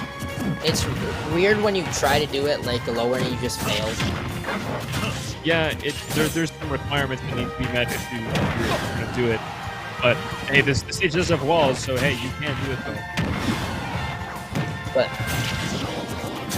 there is a threshold that's back just going to prevent stalling. Yeah, necessary. Oh, that Gordo. That B reverse there, though. That was sneaky. Did you see that? Avoid that. He's still going to get hit by the F smash. That was an excellent move and option there coming out from Jockey J. Did you see that B reverse there? That was awesome. nah. But he may still on half advantage state. Yeah, there we go. Jockey was punishing Jockey J for whips. Well, they were still in advantage state, but they were getting hit by like one other move. I guess so. Alright, Wing is out. On deck. Now both characters out. Yeah, the underdog boost. You can't the underdog boost is in effect. You can somewhat.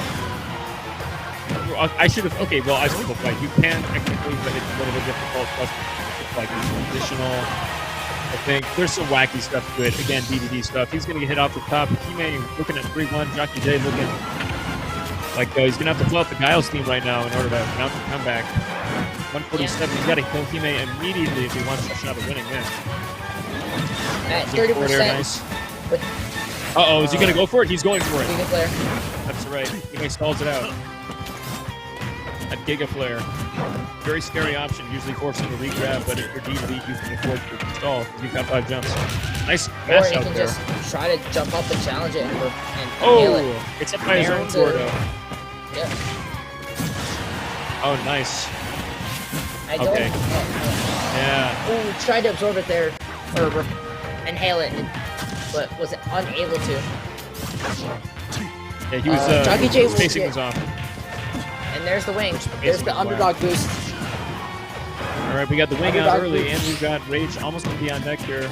Jockey J's got a few chances here to make sure he can keep himself in the set. Otherwise, it's loser's bracket time for this man. Good fair coming out. That's all. Jockey J looking for just that like one setup to take that stock, but there's back air, which will take it. Back air is going to do it. Yeah, that up smash being charged. Was looking to hit DP, I think, and the Gordo, but wasn't spaced properly. Unfortunately, spacing is whack. He's going to hit by the back air, and that's the game. That's the set. I like the last match. Lucas DDD is an interesting matchup, but Sephiroth DDD, in my opinion, is really cool. See, yeah, if that Gordo would have just gone upwards instead of to the side.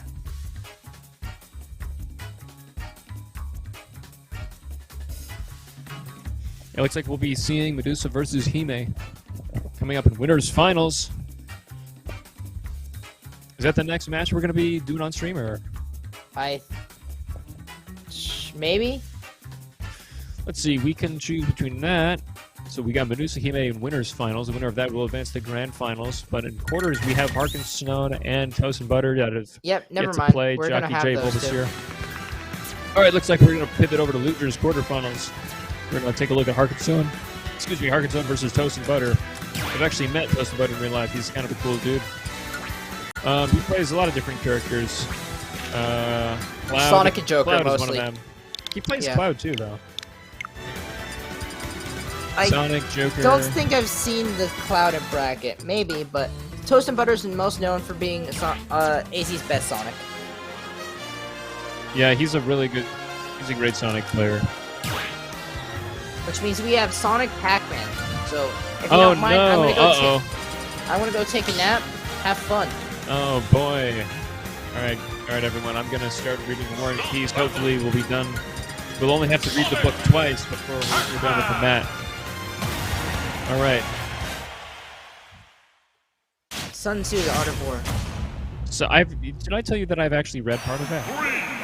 So have I. Not a bad epic. Regardless, we've got one of the most notorious matchups in this game in Ultimate: Sonic versus Pac-Man. Toast and Butter versus who we got? Versus Harkenstone. Yeah. Definitely. I don't sit recall down, ladies and gentlemen. Grab a seat, grab some popcorn, grab a drink, maybe. Sit down. I don't know. Start doing your taxes or something. This will take a while. You're gone. Oh, there we go. Sonic F Smash. The meme is the reality. You're not going to win against that. Coming out with the taunt. Yep. Only 5% to his name. That's right, only 5% to his name. Looking pretty healthy right now. It is kind of his personality, though. He will taunt against you. He does like to taunt after killing. Going way off stage there for the back air.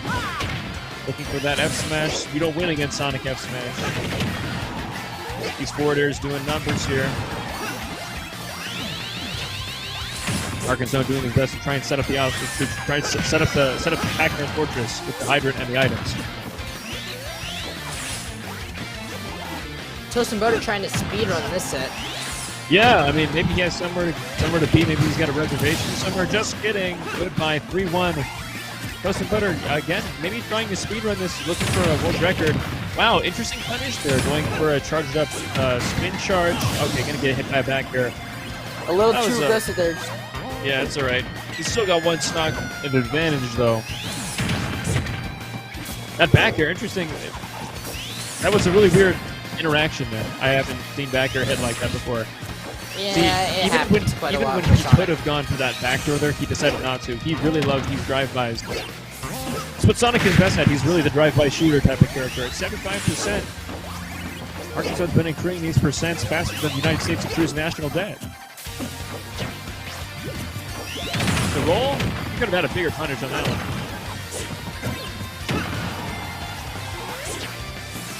Yeah, Sonic skill options are very sparse, but then we do have forward air at higher percents and back air, and maybe back air sometimes. But aside from that, that's kind of it. That's the list. Yeah, Sonic can just go right through the hydrant, so Toast and Butter is showing absolutely no fear. Sonic's mobility is impeccable, very flexible. Nice, you're not gonna defeat the S smash. Restock. Arkansas gets restock. Toast and Butter gets game number 1 with this fast Sonic. What a play! I am relieved to see an aggressive Sonic on stream today. Yeah. I was about to start making pot roast. It's time for FD. Time for FD. No platforms to speak of. Just a flat stage in sight. 2 nasty benches and a black hole in the background is going to be the next stage that we're going to. No character switches from our 2 competitors right now. Sticking with the Sonic. Okay, we've got the melee music on deck. It's time for some aggressive action. If you don't know, two fairs. Felix went through all these, or I believe they went through all the switches. It might have just been the stream switch, and set the random music from set the random music on Battlefield, Small Battlefield, and FD back to just Smash music. Maybe. So you'll only get Smash music now on stream from if someone is not mainly choosing music. I mean, that's good, I think. I mean, I don't think we have any copyrighted issues with streaming or on no, platforms. It wasn't for copyright issues. It was for, like, you would get, like, Mario music or, like, or weird or very chill music in, like, winner's semis. Right. Or winner's finals. Yeah, I feel you. In my opinion, the serious stages, I mean serious, but with quotation mark, stages like FD and Nice back here is going to take it on the left side. Very nice. Toast and Butter nets himself for 1 stock lead. Serious stages like FD and Battlefield, I think, deserve serious music, like Tekken music, Heat, Hate, Shadow. That's like kind of the edgy music, you know. It's great though. And Targets, this is a great piece of music. Melee Battlefield is also really nice. Brawl Battlefield, any of the Brawl music is really iconic. Crash Core music is also pretty good, although it's all right in my opinion. Brawl has the best music in the series. If you were to ask me.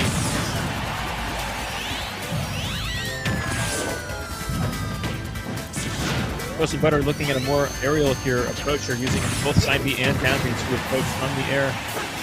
Gonna eat it back here, not gonna die quite yet at 150. What's the setup here? Looking for the there we go. Forcing an option. Very smart there. Arkansas. Nice. Whoa, up B down air. Yeah, Toast and Butter really chasing his opponent down now. With this courage. Yeah, it's interesting for a Sonic in the lead to be approaching this much. Right.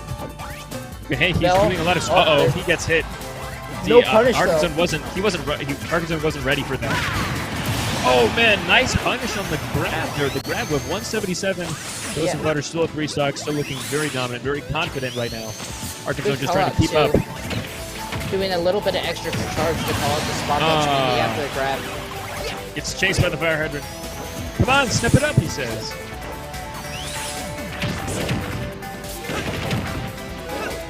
Oh, yo, Yuri.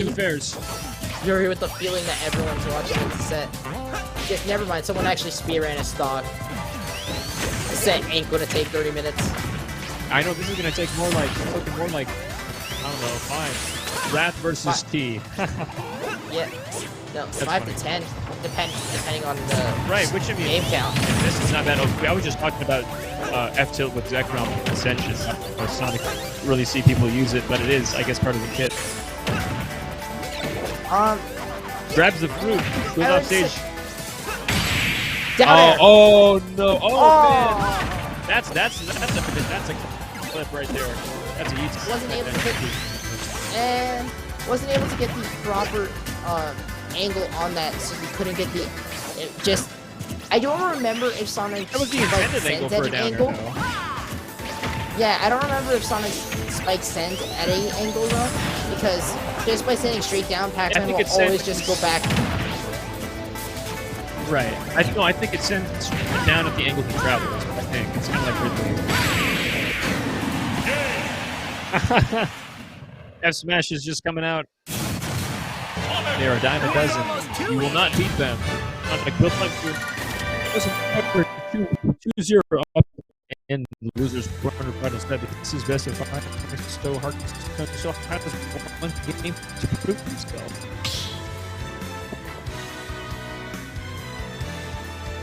Stock battle. Iron Oh. Yeah. 3, 2, 1, go! And right back at it. Back to. Did we go to town? No. PS2 FD now town. All right. Sonic also likes this stage very much. I do that. Sonic does like this a lot. We shot a platform on the left to right, extreme left to right platform. You can continue it and have a chance at a cheeky kill or even a back throw. If they move and you land a back throw, that's a wrap. That's the stock. Oh, excellent ladder combo with the F smash. Very nice, super clean. That deserves to be on like a PSD compilation. That was super awesome. That was super clean. Uh-oh, going out. Not the second. Missing that down air, unfortunately. Oh no. Okay, that's fine. See, it always scares me when Sonic goes for the down air, but he does have the spring, which does not have quite a lot of height there. I don't really typically think of Sonic as like an edge guarding character, but he can do it a little bit.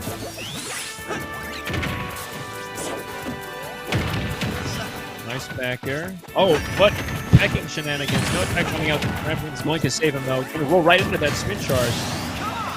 Oh, into the back air. Disgusting. A ton.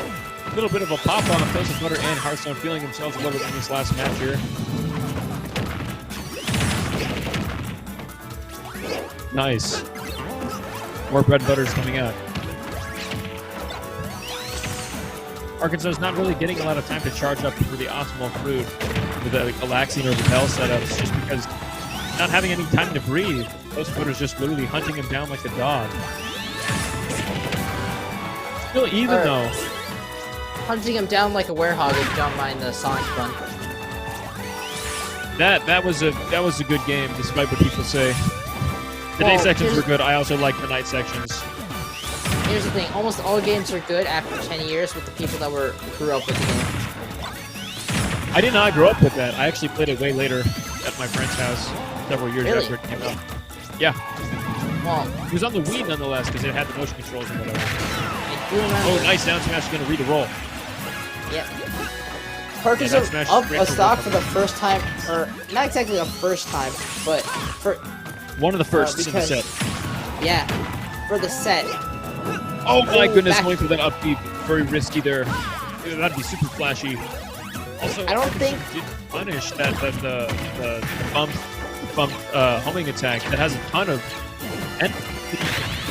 I believe it's a full second event lag. Yeah. It's even more than that. Back air. Went for that up three back air, not gonna find it. Arkansas's got to steal this last knockout. Oh, goes for the grab, not finding it. 152. Arkansas is not worried whatsoever. He's like, bro, man, I'm sit the other side of this fire hydrant, bro. Get out of here. Got the bell in hand. Oh man, didn't pick it back up. He's now bellless and hydrantless. Yeah, Ferguson is at 150. Just throws an orange at him. Pac-Man kind of do that to you sometimes. Platforms move in during an awkward situation here. No grab. I don't think I've seen Pac-Man. All right, there. Back throw is going to be the game there. Harkinson has been missing a lot more grabs than he's been getting. However, that one will net him game 3 and put him on the map. He won. However, Toast Motor still only needs one game to advance in the losers bracket. 2 loser semis.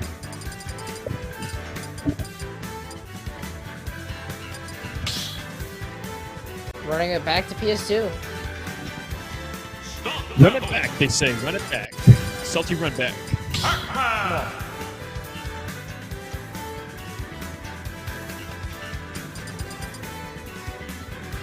Me Sword Fighter.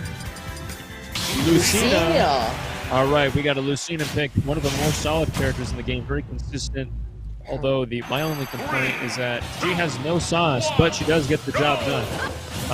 His strengths consist of, obviously she's a sortie, but she's got really, really impressive aerials, very solid red coverage, a lot of scary tools. She does have a shield breaker, which is her main, like, I wouldn't say gimmick is her main X factor, but if you are losing as Lucina, you're going to have to rely mainly on fundamentals, just like you would if you weren't down to get back, so you don't have like a comeback factor. Yeah. Seeing as a lot of characters in this game kind of have that, Lucina doesn't have that privilege.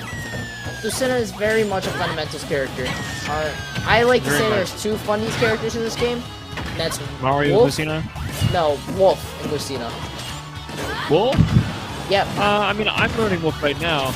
I agree with you to a point, but Wolf does have some. He does have some stuff. I mean, I can. The one thing Wolf. He does have a lot of weird stuff though. The one thing Wolf has is what's it called? ID Wolf Flash. Yeah, it's got Wolf Flash. Yeah. And that nets you some early kills. You know the nice. Okay, get that forward smash. One of the more consistent kill options in the game. There we go. Butter. But overall, if you have strong fundies, you can play Wolf and Lucina pretty well. Lucina being the sortie, the sword variant, and Wolf being the brawler variant. Yeah. Yeah, Wolf definitely has he's a more fundamentals-based character, but I would say he's more of the fundamental / tech-based / mix-up character, because that's a core part of his gameplay. Also, like, you know, if you're playing Lucina, back throw not gonna quite kill you. Excellent DI from here from Toast Butter. What 2-frame options does Lucina have? Does she have any?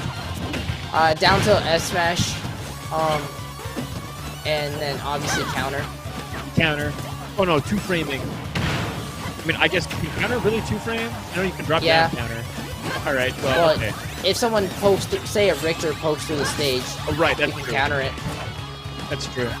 Lucina and Wolf are all actually, you know, another brain up quite alike. That trade, they're saving Toast and Butter's life, or you can live to see another day. 3 stocks. Anything substantial here will kill him. Trying to juice the most out of this this 3rd stock that he has here. Poking. I wouldn't be surprised if an S smash killed here. Up the other shield. Oh, S smash does kill here. There you go. Commentator's curse, you called it. Whoa, it's Max Rage Lucina. Right, it's Max Rage Lucina. This is a dangerous situation here for Harkinson. He's gonna have to find a back throw. Oh my gosh, it still doesn't kill. It's not exactly the strongest. Okay, there you go. This one is gonna kill. There we go. 2-1. Harkinson finally finds the first stock here. I don't know what that side B was all about here. Maybe he was trying to look for that Japanese Pac-Man Galaxian setup. You know, the one. I think they were trying to set up into something. I don't know what it was. I'm not sure what that was. I mean, down air, goodbye. Wiping him off the face of the planet. Harkinson takes game. That was Toast and Butter. Excuse me, Toast and Butter takes game 4 to win the set. There we go. Correct. I'm not sure why I said the opposite. Had that down air. Yeah, catching the end of the side B there. Or the end of the side B super armor. Yeah, he kind of stalls. Look, he uses a double jump, goes back, And drops down, double jump down, and there we go. Goodbye. Covers the ledge with grace. Very nice. Very nice decision there. So yeah, as we were saying, Lucina and Wolf, really similar characters. Although I personally feel like Wolf has more of a reputation with two-framing because his down smash is absolutely ridiculous. His forward tilt is also really good. yes. He doesn't have nearly as much off-stage play though as Lucina does. Lucina, you can go out, throw out an aerial, maybe even two if you're gutsy. Come back with the up B. But Wolf, you're going to have a difficult time doing that. Wolf definitely has a lot more options to chase people on the stage. And he can extend his combos pretty far with that falling forward air and the light with the weak nair into throws. He's got, down throw, up throw, leading into true combos. It's everywhere. If you miss a tech, you can also do the cool up B thing where you do down throw, they miss a tech, do the up B, or you do down throw and you hit them with the skill check. You do down throw into downwards angled side B, and if it hits them, they don't know about that combo. But I'm pretty sure nowadays, pretty much most people actually know about that. If you DI out, I think if you DI out, you don't get hit by that. Or if you DI in, you get hit by the launch box, which it'll let you live. But if you don't, you'll get hit by the spike box. It's a very specific percentage window for every character in the game, actually. Did a little bit of research on that. It's actually kind of finicky. It's only true on Wigglypuff, Kirby, Peach, and Daisy, because they're floaty. And maybe Sora now? I don't know. We haven't tried that.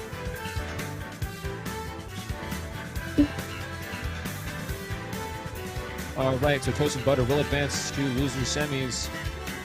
Up next, we'll probably have Jockey and Bulbasphere, I think, or we might watch Medusa and Hime. I believe it's going to be winners finals. Alright, we're going to see winners finals. We're going to see Medusa versus Hime. We got some Belmont versus Big Penguin Man himself. Hime, let's go.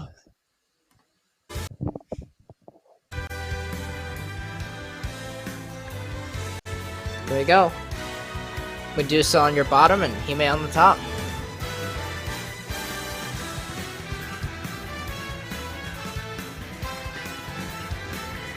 Yeah, this is going to be a difficult matchup for Hime, definitely, although I don't doubt his DDD experience. DDD is a massive character. His frame is just huge, so getting hit by a lot of these projectiles will be expected. Despite his best efforts, I'm sure he'll find a way to weave around some of them, but at the end of the day, you've got 3 different projectiles with 3 very different, movement arcs moving around the stage at nearly all times. It's going to be definitely a minefield he's going to have to navigate. TDD. Hime does have an inhale, but I think that can only absorb one thing at a time now, so... Correct. Any sort of plus ledge will be a very big threat to Hime's game plan. That axe plus holy water ledge does force an option, so I'm hoping to see that. Alright, starting on PS2, fresh clean set. Already trying to see, there we go, Hime already trying to do, oh nice, fall down, or drag down there into that throw. Very nice. Already trying to really project himself. It's not going very well for over 10 seconds into the match. He's going to have to find another way to get around it. Yeah, there we go. British projectiles are just better than Gordo. Yep. He almost got inhaled there, but uh-oh. There we go. Okay. Nearly a 0 to death there. This is cleanly taking the first stock. He may left a little bewildered here. Not giving up yet though. Forward tilt's going to send Victor to the ledge. What's the movement? Yeah, these Gordo setups, much like Victor, he does have various setups you can use at the ledge with the Gordo. Not nearly as many as Victor has, but they're still effective. Here we go. We're going to fight the Gordo back. Mashing? Wow, he mashes out. Uh-oh. But just unable to get that combo.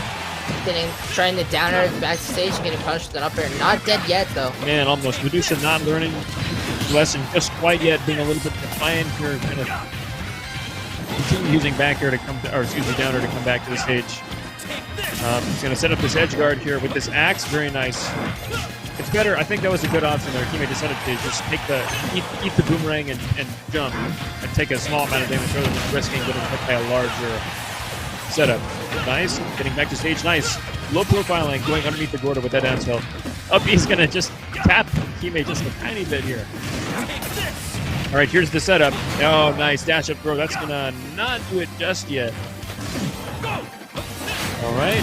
Okay, there we go. Forward air is gonna take it. 167. Medusa sits at 3 stock. Quite comfortable right here. Down throw into forward air. Gonna set up for some more stuff, and not gonna kill him quite yet. Nice recovery there. Very good use of the down air by Medusa, and that's finally gonna kill her. Get him out of here. 2 stock. Gordo beating out plenty of Medusa's options here. Going for that pivot grab, not going to find it. He's spot dodging instead. Going for these inhales on the platforms. Uh-oh. Going to get hit by the Gordo. Down B's at fully charged. He's losing.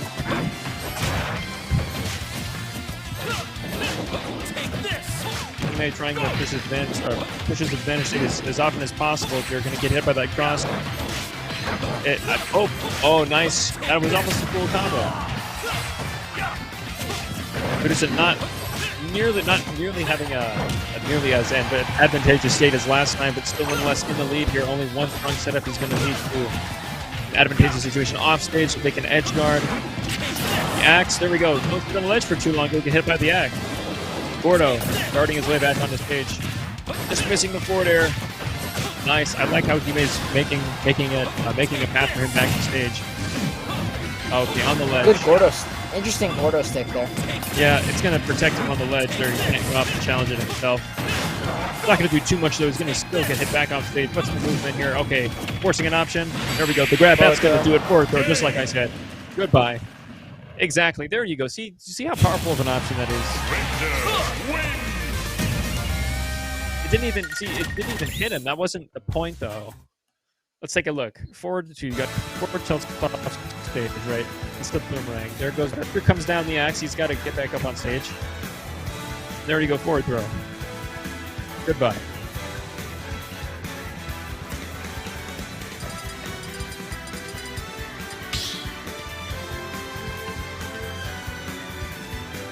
Start the battle. King TDD. Richter. No changes just yet. He may still sticking with DDD, although, as we've seen, the matchup is not in his favor. Go!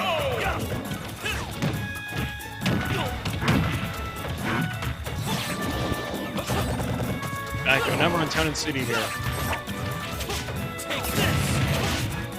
This stage will prove useful. He has will have a little bit more room to move around, but not too much.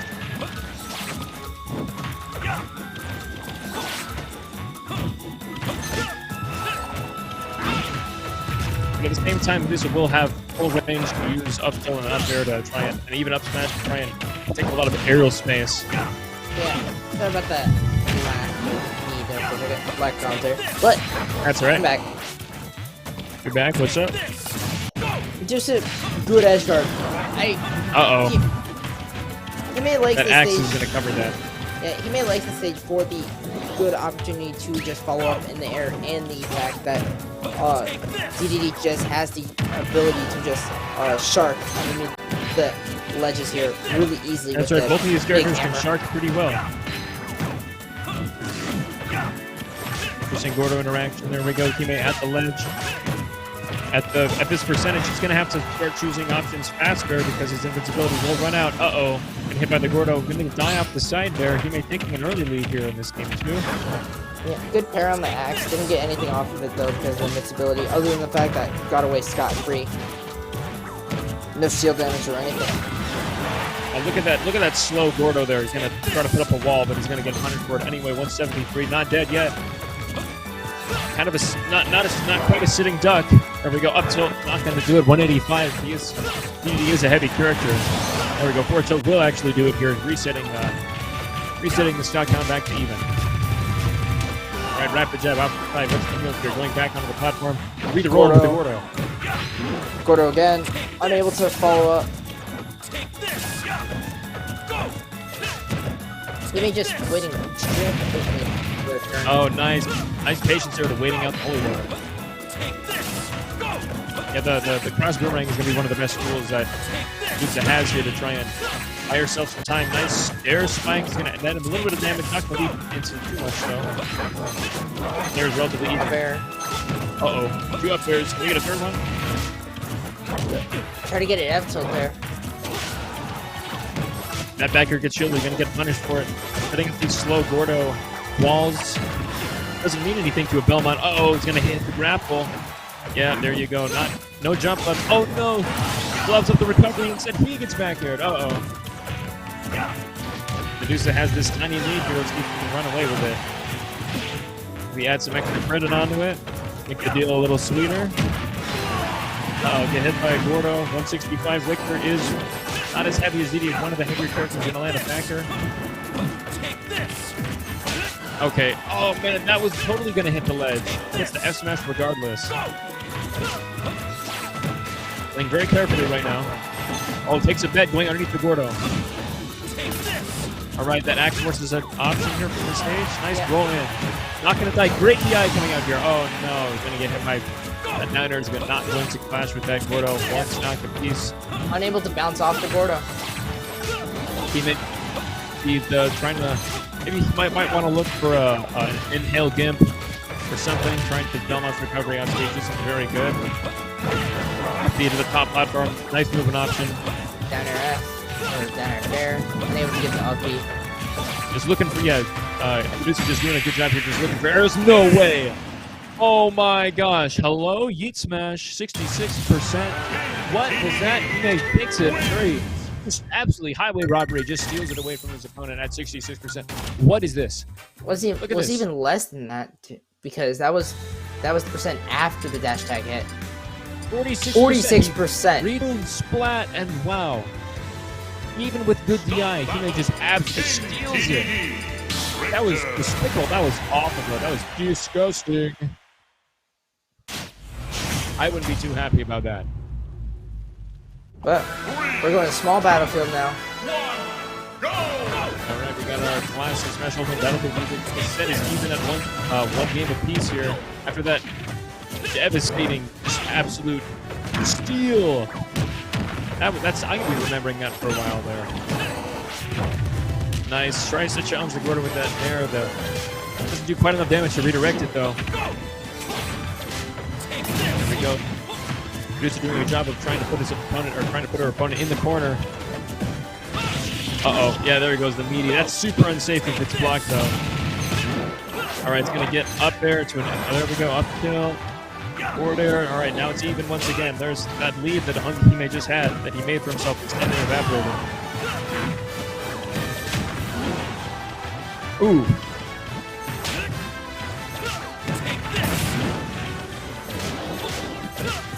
Looking for that F build, not going to find it. At that range, I'm not sure what Hime has to punish that. What kind of fast options? Maybe their own F tilt? I don't know if it's that long, though. Yeah, right now, Medusa is just terrorizing Hime with a myriad of just long-range poke options and projectiles.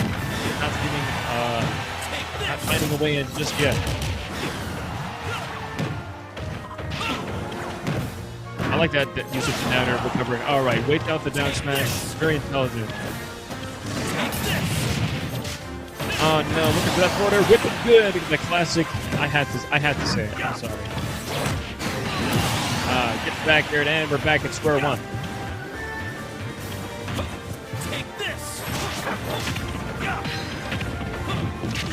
Of all the characters, fall through platform back here is one of the Belmonts have one of the best coverage options in fall through platform back there. A lot of other characters have good coverage with that, but I get the Belmont attack.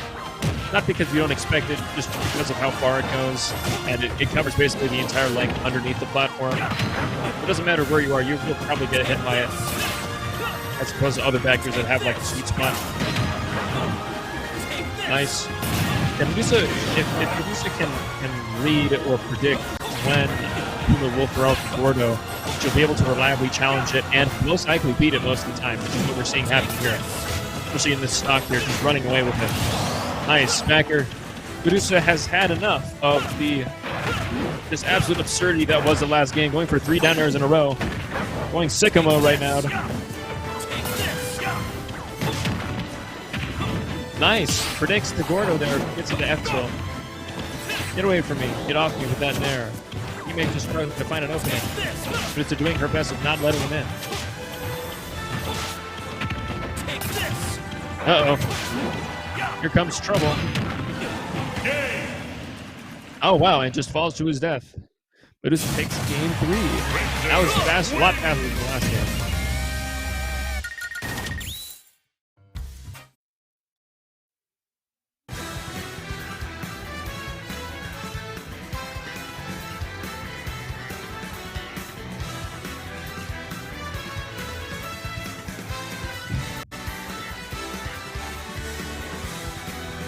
All right, let's see where we're going next. What's our next locale?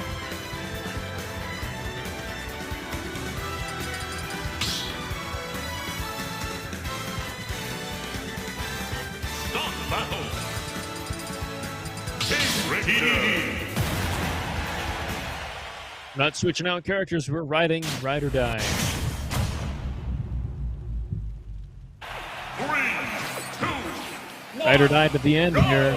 Back on PS2. This could very well be the last game of the set. Well, it might not be the case if Hime has anything to say about it. Medusa's going to do her best here to try and seal out the set here and now.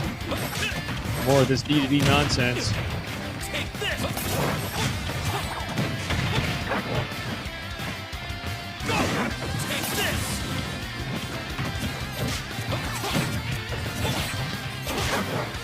All right, Knights Warriors coming out and Four Tilts doing numbers here. Almost, oh my goodness, this almost just straight up rolls into the smash attack. There we go, going up. Yeah, a little bit of a game plan shift here. Hime being much more patient, not swinging nearly as often, just trying to find a good positioning so that he can start a good offense. Because positioning really is key to Belmont. You don't want to swing unnecessarily and put yourself in a bad position. So I like the game sense. Although it does seem he's still seeming to adapt to it right now. Still adapting. There we go. Trying to get in a good position, but Medusa's just on point right now. Completely on point with all these punishes. Get that Gordo out of here. Alright, the up smash is going to put him in a nice situation. There we go. Gordo, this is what he's been looking for. Going to roll in aggressively here. Nice forward tilt. Okay, this is what he was really looking for. This is why he was facing him. He's got a lot of makeup to do, but I think he can get through it. Oh, down smash is not going to get punished. Dash attack is going to lead into that up smash, even though it doesn't land it. Down throw, down throw. See what's the stuff with the ledge. Being aggressive on the ledge. Using down tilt, I think he could have been using that a lot more throughout the set, but, you know, heat of the moment. Hard to think straight. Wow, that forward tilt challenged the Gordo too. Oh no, he was too close for that. This time, Hime gets a throw. Now it's his turn for the edge guarding. Oh, that's a really. Oh no, whiffs the F smash. Or excuse me, the F smash. Oh no, that was a free punish. I don't know if we'll get another one of those opportunities again. We might not. Still very even here between both players. So one of them gets a stock, it's still going to be even despite the percentage. This is that. That's it. All right, there we go. Hime takes it off the top. All right, he has a small lead here. Let's see if he can tear this wide open. Oh no, gets hit with the up air. It's anybody's game here. Medusa's still only one stock away here from closing this set out. He may also one stock away from being sent here to the losers bracket. The winner of this set will go on to the grand finals.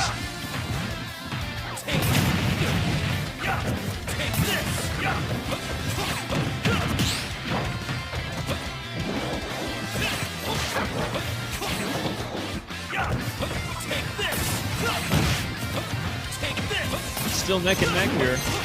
Neither opponent trying to. Okay, there we go. We find Medusa putting up. I think it might get slapped. Oh no, goes for the FP. Okay, goes safely for a throw there. This is anyone's game. Uh oh, this is not good. It goes for a regrab. Uses an option, gets punished there. This is not good. Oh my goodness, that was just a little bit too late there. Now it's okay. Now it's Medusa's turn at the ledge. What will she do? Now she's in the ledge now. This is just back and forth. Here we go. Dash attack and put him on the right side of the stage, the comfort area. What's the move? Okay, one more setup. This could be the game. And the axe forcing an option. Oh, no, goes for the same setup as last time with the grab. Not going to get it. Up B out of shields. You're going to find him at 150%. One more axe. Oh my gosh, that was so close. This is anybody's game. I'm going to my seat. Uh-oh. Oh no, he chose jump from ledge. Hime takes game 4. Ladies and gentlemen, this is a game 5 scenario. We are now elevated to game 5. This is do or die.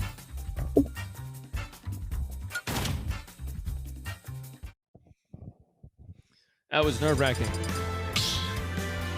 All right, for game 5, we're heading to Battlefield, our last match, or excuse me, our last game of this set.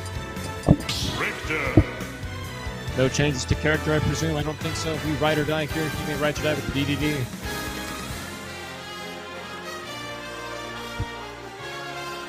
Medusa is going to be keeping the classic for Richter.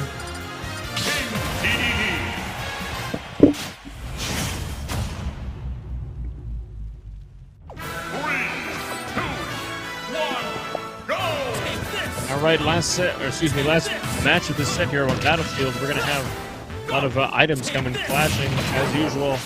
Nice goes with the Nair, trying to find the forward. They're not gonna find it. Setting up an early aggressive start here. He's just trying to get an early percent lead, maybe turn it into a stock lead. Uh-oh, get hit off stage. Uh-oh, look at this. Narrowly avoids the forward smash with that roll in. That's safe on shields twice. Doesn't get away with it the second time. He's going to get inhaled off stage. Setting up another one of these. Gets him get the forward tilt. Nice. I feel like this is, so far as what they have, what these two opponents have between the two here. It's a nasty strike slash inhale, or like, you know, a strike projectile mix-up here. It's more of a 50-50. He may go for the inhale, and Medusa might, you know, buy it, might go for a projectile, or might just go for a strike. You can't inhale a strike, you can't inhale a whip. You can block it with your face, which is what... Alright, forward throw. There we go. He's got a good shot here to edge guard. Looks like Hime's going to go high. Not going to find it, going to whiff the grab. Getting way back to safety in center stage. Alright, now it's Hime's turn. What kind of stuff is he going to set up with the down smash? Nice. Medusa, smart to wait that out there. Not getting intimidated. Going to find that forward air. Is going to pick the first stock here. There's a key moment here for Medusa. She's going to have to find some way to add a significant amount of percentage. All right. Aggressive Belmont play. Here we come. Oh, man. Almost gets hit with that there. Going to roll in. That's the second or third time she's chosen that. Roll in. No, I'm hoping Hime might be able to punish it next time. The conditioning here might be pretty strong.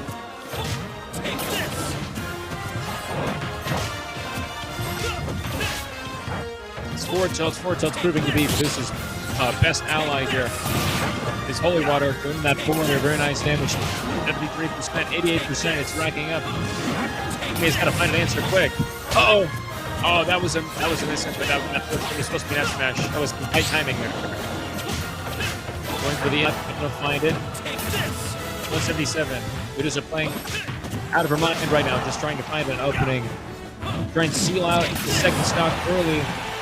Oh man, that would have been it, but the knockback combined from the Holy Water. There we go, back here. Okay, Medusa's up 3-1 here. This is, all right, gets batted away. 2 stocks for 1 here. Medusa has a stock lead. You guys got to pull something out. Do it. You're going to have to start gimping Richter pretty hard right now. Going with that forward tilt, racking out a good amount of percentages. He may just be having a more aggressive game plan here to just run up and hit him.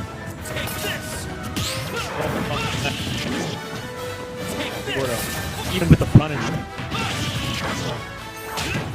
Up the other shield would be a nice option. Get off into resetting back to neutral.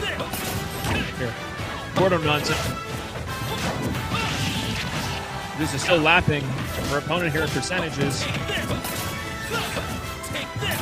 There's around 100% left leeway here before Medusa can play in this last stock. Uh-oh. As we saw earlier, we can have Teammate can get an early kill with dash attack. Definitely possible, but it's going to have to require a setup at the ledge, so that will probably require Teammate to get Medusa to with a higher percentage to have her invincibility run out faster. 143, this is looking not good for Teammate here. He's got to cue the guile music. This is where legends are born. Uh-oh, that Packer's going to do it. Teammate falls to Medusa. Medusa, very nice. Quiet scenario. Medusa will advance to grand finals. Teammate will be knocked down to the loser bracket.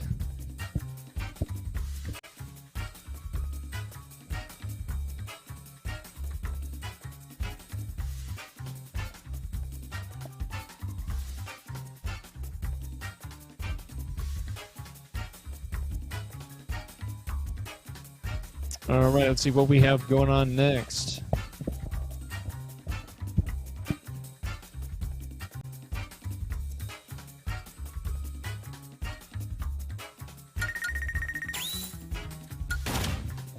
Let's go. What's up, Yuri? What's up in the chat? We got, what's up? Jumbo Jack. Hey, what's going on, guys? Cookies. What's up, guys?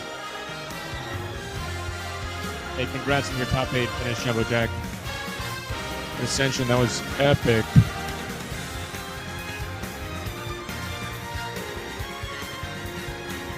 All right, looks like we're going to be seeing losers semis right now. Toast and Butter versus Bulbasaur. I think that's what we got on next. In the meantime, we had Bulbasaur 3-2 Jockey J. So Jockey J will be out of the tournament. Thank you very much for coming back. We hope to see you back later in the scene. Meanwhile, Bulbasaur advances to loser semis. The winner of this match will go on to fight He-Man in the losers final, and that the winner of that will fight Medusa in grand finals. We'll be able to see if He-Man is able to take after this match. We might be able to see a salty run back.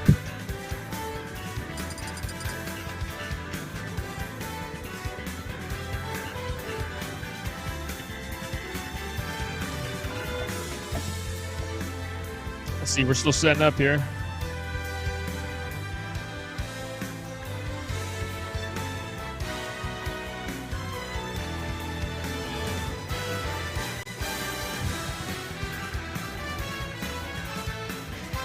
I think we're checking Twitter right now. What's up, chat? Now, thank you. Now, bye to a Grands. All right, well, we'll see you later. Grands might not be for another, I don't know, 45 minutes at maximum.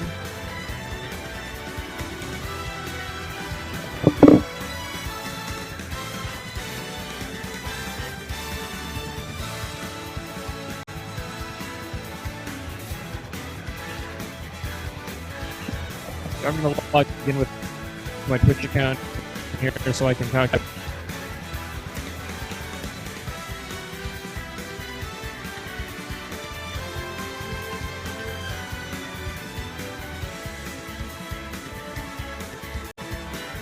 All right, while we wait on Toast and Butter versus Bulbasaur, it's almost like we're just waiting for Bulbasaur to show up.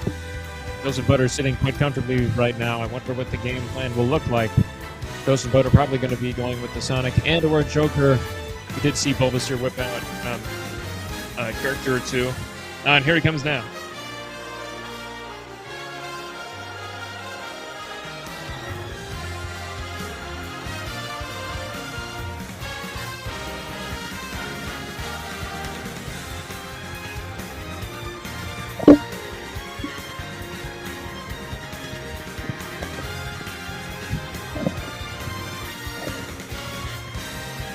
Oh, fantastic! Mike says he's in the bathroom. All right, well, we got a little bit of time. Cool. All right.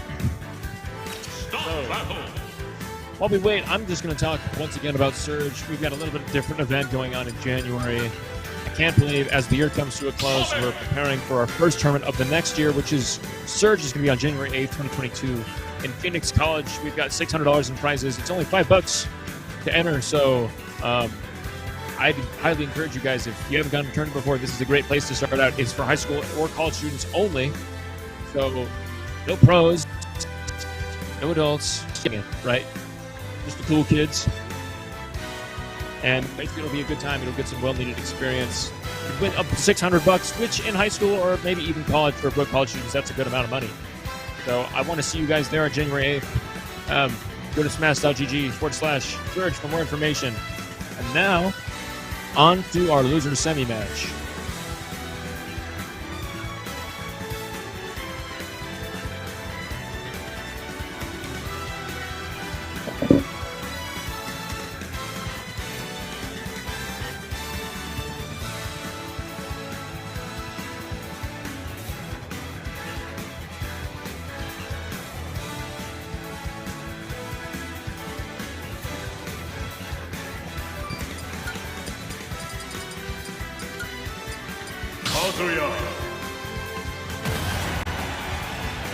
All right. Oh, we got a Kazuya pick.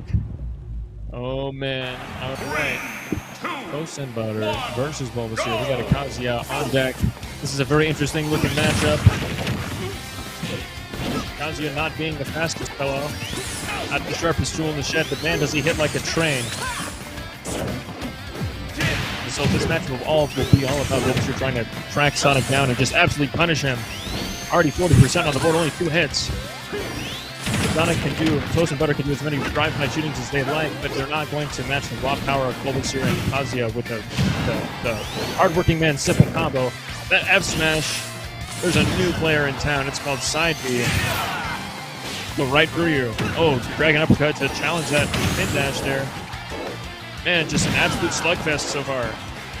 Up B, very powerful option. It's extremely fast. Going for that down air. Gonna also land on the spring. That was a little bit of a weird interaction. Nonetheless, 156 here. Any hit from Kazuya is definitely gonna do him in.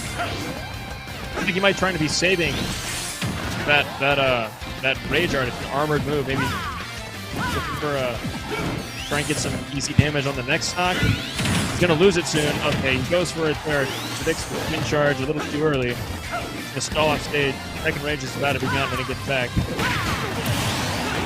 There you go, he gets punched out of him with that S smash. The meme lives. 150's picks. Bulbasaur just has to sneeze on him and he's a goner. Okay, goodbye, Heaven's Door. Raw command grab. Remember, if any of you are having trouble with Sonic's side B, remember, you can just grab him out of it. So aerial moves cannot flank, right? He's airborne, he jumps, and he gets 7 frames of invincibility, but you can just grab him out of it. So if you're Kazuya, you've got that excellent command grab, you've got to use that to your advantage. Bowser's should do this, Ridley's do this all the time. A little word of wisdom, so make sure you grab him out of that side B.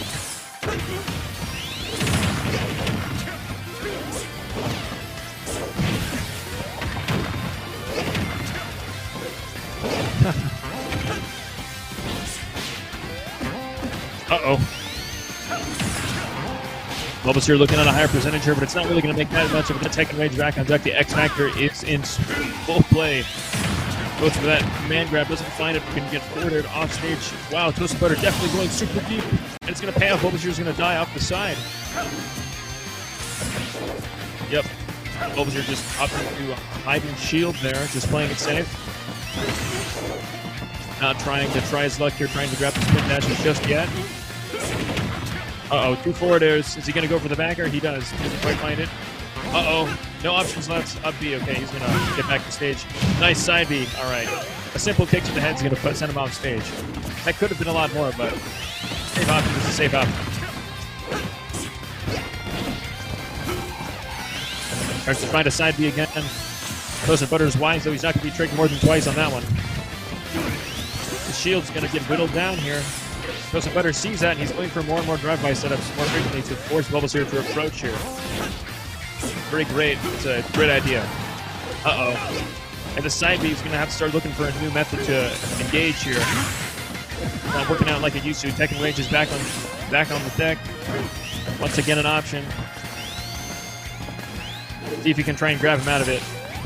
The tension is building every time he does a spin charge. Oh, nice. Can we get that nair? Good damage. Can he land it, though? He's looking. He's looking. Toast and Butter's camping him out. He's like, nah, not in my watch. You're not getting this. No way, Jose. B. Yeah, second range is basically out. Okay. Interesting. That loses. Down smash is going to beat his down smash. There we go. Tekken Rage finally expires. Toast and Butter looking to finish it off with the Red Butter drive-by shooting. Nice get-up attack by Bulbasaur there. Nice. Down air is gonna let him far off stage. Not quite gonna take it yet. Up B, there we go. That very aggressive backers not gonna work out in his favor. Oh no. Oh, gonna get springs. Gonna go with the up smash, not gonna find it. Holding shield once again, being patient. He needs one interaction. Nice grab clamp. Toast Butters now want Bulbasaur to have this down throw to lead to an epic combo, and just like that, he dies to a back air. Goodbye, Bulbasaur. Toast Butter takes game number 1. I'm really liking the aggressive Sonic gameplay. It's a welcome change.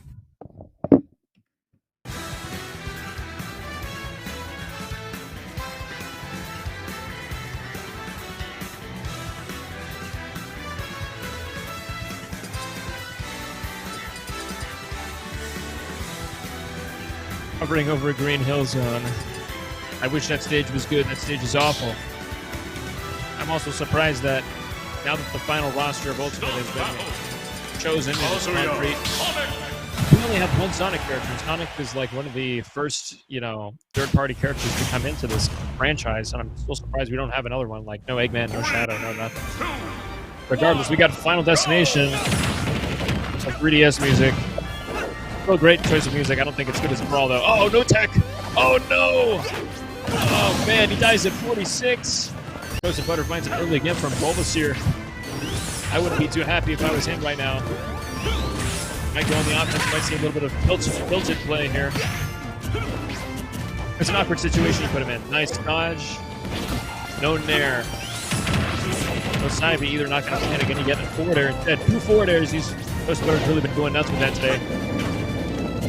Going off, the Kazuya definitely has a pretty good recovery for a heavy character, but it's quite slow in terms of horizontal momentum. That homing attack.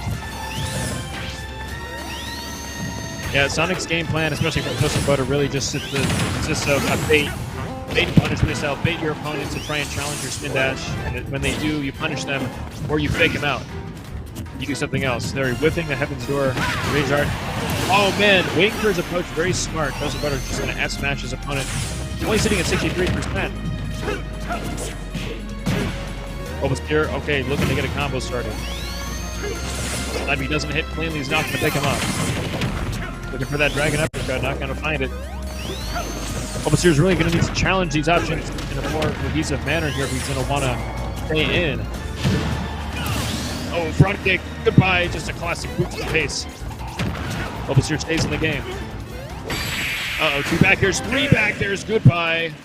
Wow, Toast and Butter takes it with the aggressive play. Piece of cake.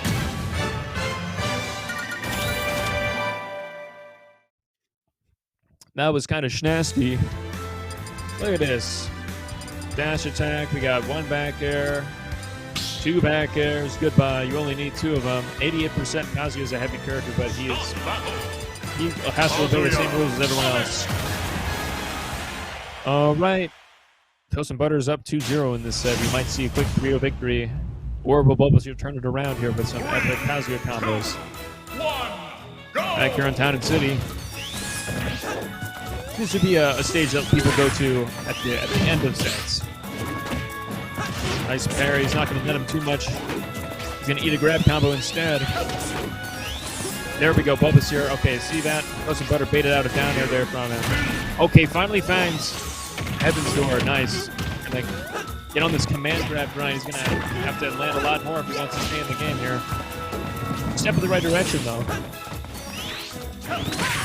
I truly think his command grab is a key factor in this matchup, because you can grab Sonic. It is exceedingly difficult, but at least it's not online. Uh-oh. Yeah, there you go. That very aggressive offstage option there. Toast and Butter's been going for more and more of them. They've really been paying off with that back air and the double forward air. Second place is going to get caught. Bulbasaur forced into a corner here. No punish on that, strangely enough. A little bit of spaghetti for that up B punish. On the platform, down throw. Okay, he tries to look with an air dodge back on with that F smash. Not going to find it. Very powerful option. Going to go down with the down air and recover low. Back to where we started here. Back off stage. Oh, Not going to get gimped. No, second rage is on deck. Tries to use it, and he gets punched. It's looking mighty similar to the last game here. Bulbasaur maybe losing his patience. And against Sonic, that is typical. Sonic is definitely one rascally character. Definitely inspires much rage. Is he KBDing, bro? Yeah, he's KBDing. Keep your Korean backdash on, bro. Oh, back air. Uh-oh, aggressive option off stage. Is this going to do it? Not quite yet. Bulbasaur looking for the read on the ledge. Not going to find it. Toasted Butter being very calm and collected here. Just going to sit, wait for his approach time. That almost killed his opponent there. Uh-oh. Oh, no. Another missed opportunity. Oh, man. Try for that. Gonna try for that rage already. Gonna get back aired instead. 3-0ing Bulbasaur. Bulbasaur is out. Goodbye. Thank you for playing. Thank you very much. We hope to see you next time. Toasted Butter will take that 3-0 over Bulbasaur and advance to losers finals where he will play Hime. All right, we've got the penultimate match coming up here. Excuse me, penultimate set. Let's take a look here. Yeah, just barely not enough. Kazuya has a little bit of a stubby range. His burst options aren't terrible, but compared to Sonic's mobility, it's just not going to be able to stack up properly. Have you noticed how big, like, who has bigger hands, Kazuya or Sonic? In proportion to their body, they both have massive hands. In case any of you have never noticed that, in fighting games, characters' hands and feet are usually inflated by like a good 25 to like 35% to help with like telegraphing of what's going on in the match.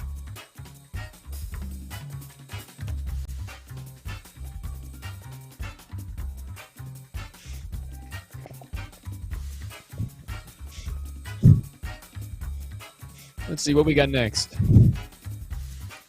All right, Hime Toast Butter is on next. We got a little bit of setup time. In the meantime, I think we should talk about Surge a little bit more. All right, once again, as I said before, in January, this next month, upcoming month, we will not have an Ascension. We gotta, rest, recuperate, have some fun. But the grind, as you know, it never stops. You think you're gonna catch us slacking? No. We got Surge going on January 8th, 2022. Be there, Phoenix College, $600 in prices. It's only $5 to enter, guys. Right? You can buy lunch, or you can enter Surge. Right? Pack a lunch. If you're in high school, I'm sure you do that already. High school, college students only. So go there, have some fun, make some friends, get some experience. It's your first tournament. It's a good opportunity for you guys to just get some experience. It's a learning process. So go to smash.gg/surge to find out more about it. It'll be on January the 8th in 2022, which is actually coming up sooner than you think. It's only in like what? If that is not next, it's not this Saturday. It's not next Saturday. It's the Saturday after that. I have to see all of you guys there. But in the meantime, we are going to go to our losers final set between Hime and Toast and Butter. I think we are ready now. I hear the combatants ready to throw hands. Here we go, just sitting down to play.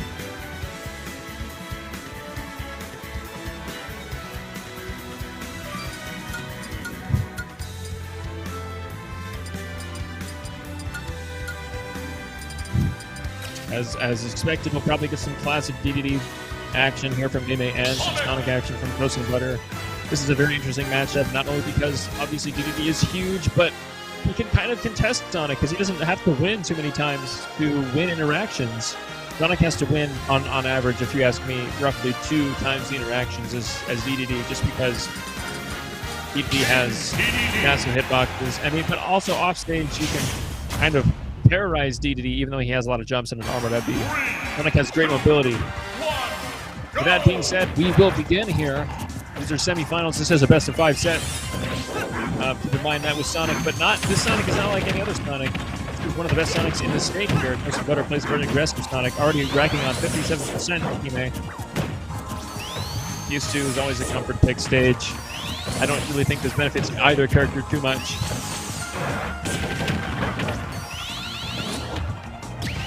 There you go. There's your answer. There's one of your answers that Hime has already found to Sonic Spin Dash very early in the set. You can just straight up eat him. Just eat Sonic. It's very simple. We eat the Batman. There we go. These ledge trapping options. Oh, man. If that's shielded fully, I think that might even break shield. That's kind of scary. He may responding with his own up air. He may be kind of damaged. Nice. Going to get the roll read, 65%. Nice dodge there. Okay. Back air is going to stop that dash attack in its tracks. Sonic will be able to challenge that Gordo in the air. There we go. Nice Gordo from the ledge. Toasted Butter is going to have to come up with some inventive options here to Kime's responses to his own counterplay. All right, up air. Doesn't go for a second one. Wisely chooses to, I don't know, show a little bit of restraint. Find a right moment here to attack better. There we go. Forward air is going to find the KO off the left side.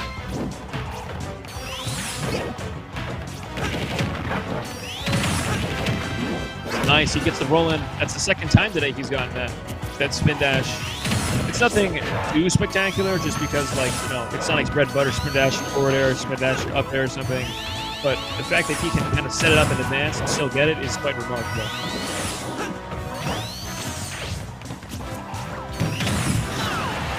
Uh-oh. Toasted Butter finds himself off stage in a little bit of a predicament. Gonna get up tilted, and that's gonna even up the stock down here in game number 1.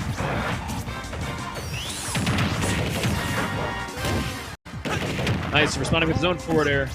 He's got multiple jumps. He's going to get back to stage with that armored up B. Going to have to damage him a little bit more to gimp him. Spring hits. That's all right. You're going to try and two-frame?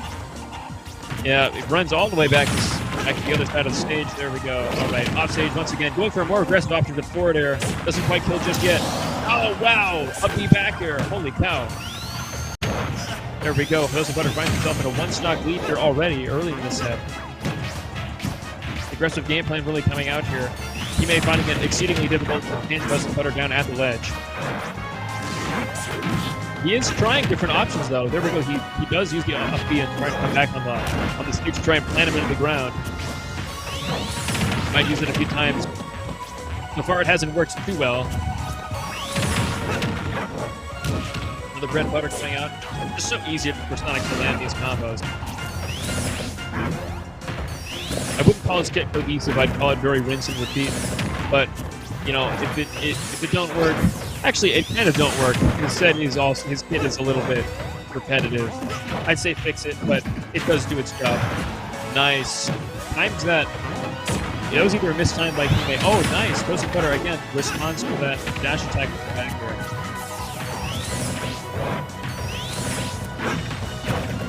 Hime trying to snipe Toasted Butter out of the air with these aerials, these up airs, these forward airs. Not finding too much success with it yet, but I am confident that if he does try to predict it a little bit earlier, he might find some success with it. You don't need to hit him too many times. Sonic is kind of light. Hime is on his last legs here, though.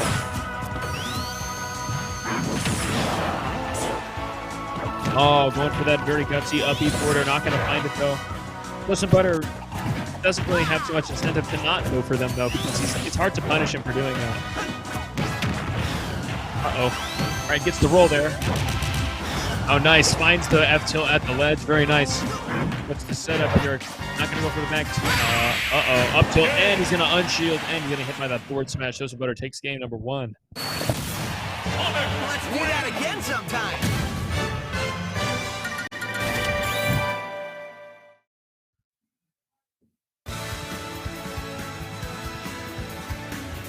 Take a look at this here. He gets the back air. Excuse me, he misses the back air and the up smash because he looks for something else. Maybe that was a failed parry or something, but he shield drops him. Unfortunately, gets hit by that F smash.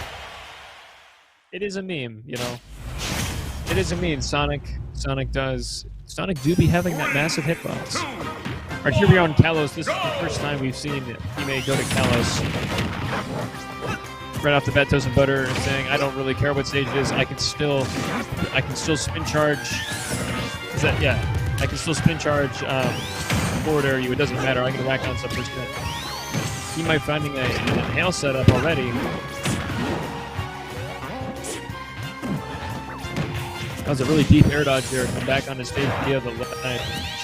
That is where he uses that to the most arduous extent.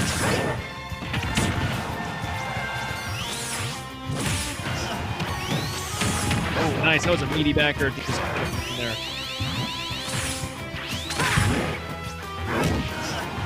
Homing attack is going to do him in there. Response with his own forward air.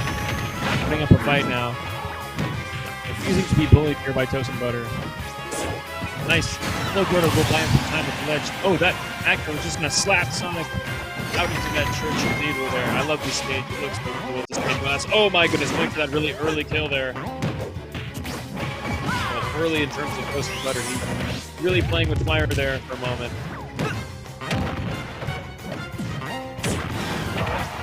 He trying to find, can eat that back there. It's going to even up the stock count. He may, meanwhile, trying to find more dash attack setups as we speak.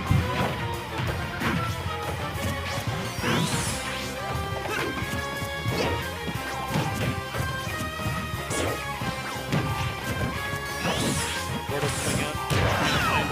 And Aaron's down. The up smash. Trying to settle for that up there. Not going to find it though. Hime is lost in a jungle full of Sonic aerials, spin dashes. He only has his trusty aerials as a machete to try and get him out of the jungle. The jungle is vast and it has many different hiding spots. But Hime is determined to weather the storm.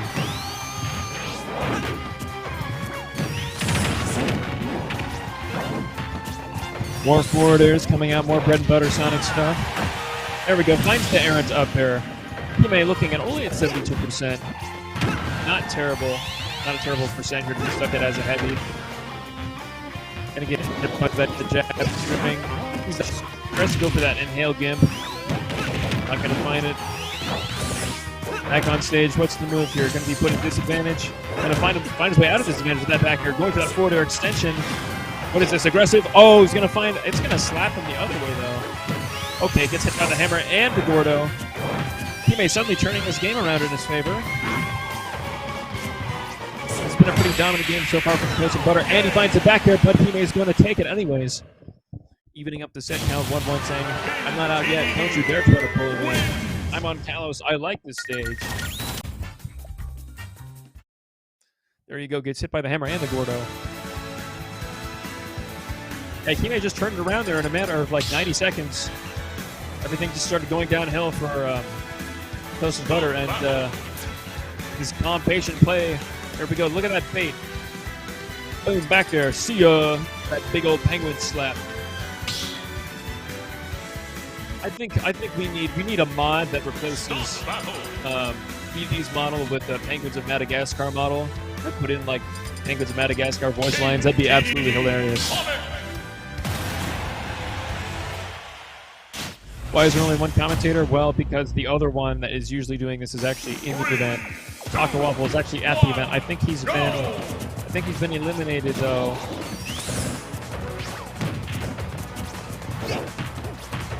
Yeah, he got max dex early on in the bracket, unfortunately. But he's not with us right now. It's just me. Meanwhile, here we are in small battlefields. Nice, Hime finding an early lead here with these Gordos just trying to ledge trap.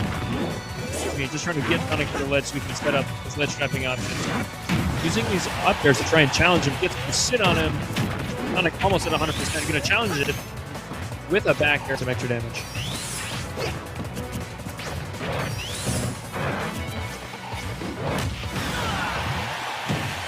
Nice ball back, back air, excuse me. Forward, so it's going to catch the roll in. Yep, that was a devastating setup there from him. He was totally ready. He's like, come on, man, I dare you. Spin dash in. And he's going to slide his face right on the ground. And then goodbye. All right. Oh, Gordo set up. Okay. All right. Board momentum. Here we go. 50% already on the board. Okay, running away with this game already. Is that a thing? A train? What is going on? Can't stop a train. This DDD train. Here we go. Okay, no roll. Toast and Butter can see through the setups. They're going to jump through the platform. Going to find him. Reset to neutral here. Back in advantage state. He's back out off stage doing these shenanigans. Super offensive options. Going to find the up smash though. Hime up an entire stock and eat a back air. That's all right. Here a heavy. You can take it. Gonna trade off stage there. Wow, look at that S match. Oh, he's gonna get buried and sat on. Goodbye. Hime sitting at 3 stocks, 150%. Trying to avoid these S matches. And Sonic Toasted Butter looking a little bit disturbed right now. He's not going as planned. All right, finally defeats a big cartoon knuckle to the face. There you go. Yeah, you can't challenge that. There you go. When it's yellow. And a shield poking with that back air. He's going to fight back, but he's not. He doesn't want any more of this counter attack. Get off my stage. Oh, goodbye. That was disgusting. Oh, man. Get off of my stage, fool. What are you doing? This is my house. Man, DD laughing at his opponent right now. Holy cow, that devastating downer. Just disrespectful slap at 12%. Look at this. Eat this at 30%. Boom, bro. Watch this. Forward air. He knows he's going to go to the ledge because he whips that forward air. Boom. Down air. See ya. He's going to spike him down to the dead. Niagara Falls. And suddenly, Hime finds himself up in the set. Uh-oh, we see a counter pick here. We got a Cloud pick. Toast Butter, as I said earlier, he does play Sonic as he's a great Sonic player, but I personally know him because he plays Cloud. His Cloud is a force to be reckoned with. All right, we're on the battlefield. Hime up 2-1 in the set here. This is a best of 5. Hime is still only 1 game away from taking the set. Toast Butter ripping out the Cloud. But yeah, I think Hime might be looking to gimp Cloud this time instead of trying to forcefully keep Sonic or just playing off stage and challenging the options. Because the limit is going to be a big part of this match. Not to mention Cloud in 13.01 got the notorious up tilt finishing touch buff that I think basically everyone in the mother has been talking about. That was a very weird interaction. All right. Toast Butter just taking a little bit of a different approach here, just trying to find some ways to rack on damage here to try and maybe pull it out with a... Uh-oh. Yeah, that up special is going to hit. The downward version is not going to connect, and he's going to get punished for it. Finds a cross slash, wants to move on the platform.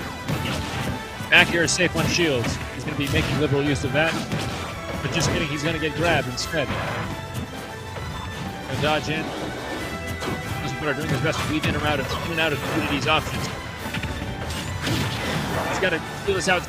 Golf swing. Puts him up at high percentages. Not going to kill him yet. Limit is almost on deck. One more solid hit or two. There we go. Limit's on deck now. It's easy. He's going to try and kill what they go for the neutral. He's not going to find it. All right, there we go. That up smash will do it. All right, he's going to charge his anime meter. It's at, I don't know, 60% full right now. Maybe 70. All right, 90%. Oh, yeah, he was looking for that there. That up tilt and finishing touch, it didn't give him enough meter. Uh-oh, he's going to absorb that. He may doing well here. Way less percent here than his opponent. 26%. He may taking solid control of the match. Going to upbeat at the top platform. Not going to find the spike downwards. And just this back and forth exchange here, trying to find an advantage state from both players. Here, Hime is going to eat his own Gordo. That blade beam isn't very big, but it's going to find him. Going to let him challenge the Gordos pretty reliably. Uh-oh, no punish on that. Goes for the down tilt. Minor punish. Okay. Oh no, he couldn't find the charge in time. Uh-oh, Toast Butter down to his last stock here. It's game 4. He's got to find these 2 stocks fast if he wants to stay in the set. Goes for the golf swing. The golf swing finds a back here instead. Gonna have to be very careful with his offstage interactions here. His recovery is not great. Unless he is limited, in which case it's going to go. Okay, there we go. He's going to seal the deal. Limit cross slash. It's anybody's game. 1 stock apiece here. Game 4. He only has to. He's only 1 stock away here from taking the set. Advancing to grand finals. Can he do it?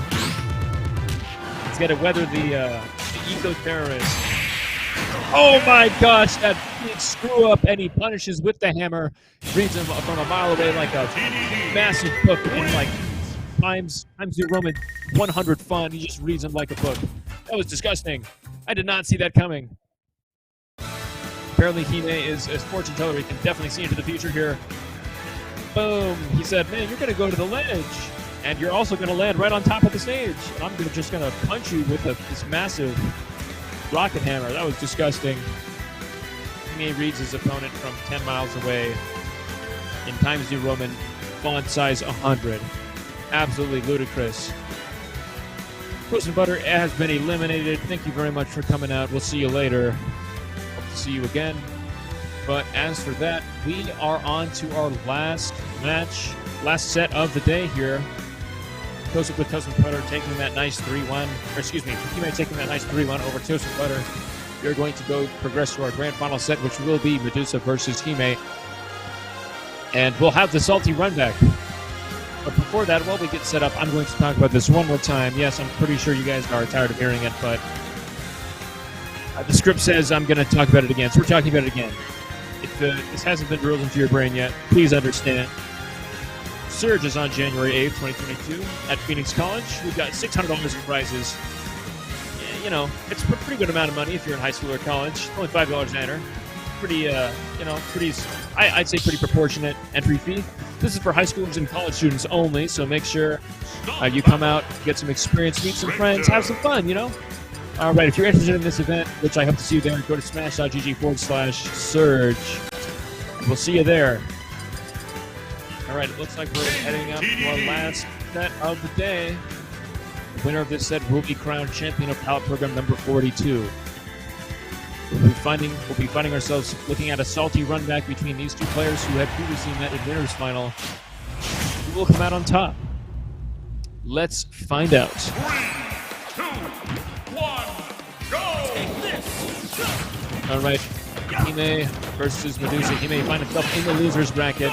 He'll have to do a bracket reset. He'll have to win 2 sets in order to take the crown here, to reclaim his kingship. Or will Medusa be able to seal the deal? Find out here. This ledge trapping is already insane. All right, dealing once again with the Gordos with the items, nudging into the down tilt this time. Gonna go for that down air into the up B, netting him a good 95% here. Medusa's still trying to play a counter zoning game right now, just trying to dominate the neutral and make Hime just slow him down as much as possible, make his approach very difficult.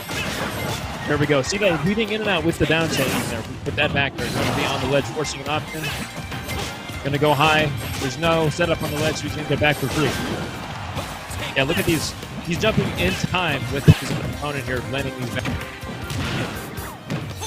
And that back throw will... Okay, forward smash at the ledge setup. Oh, man, that shield is mighty small. Tiny. One more setup like that. Uh-oh, and he gets back here. No setup for you. Medusa runs away here with this minor lead.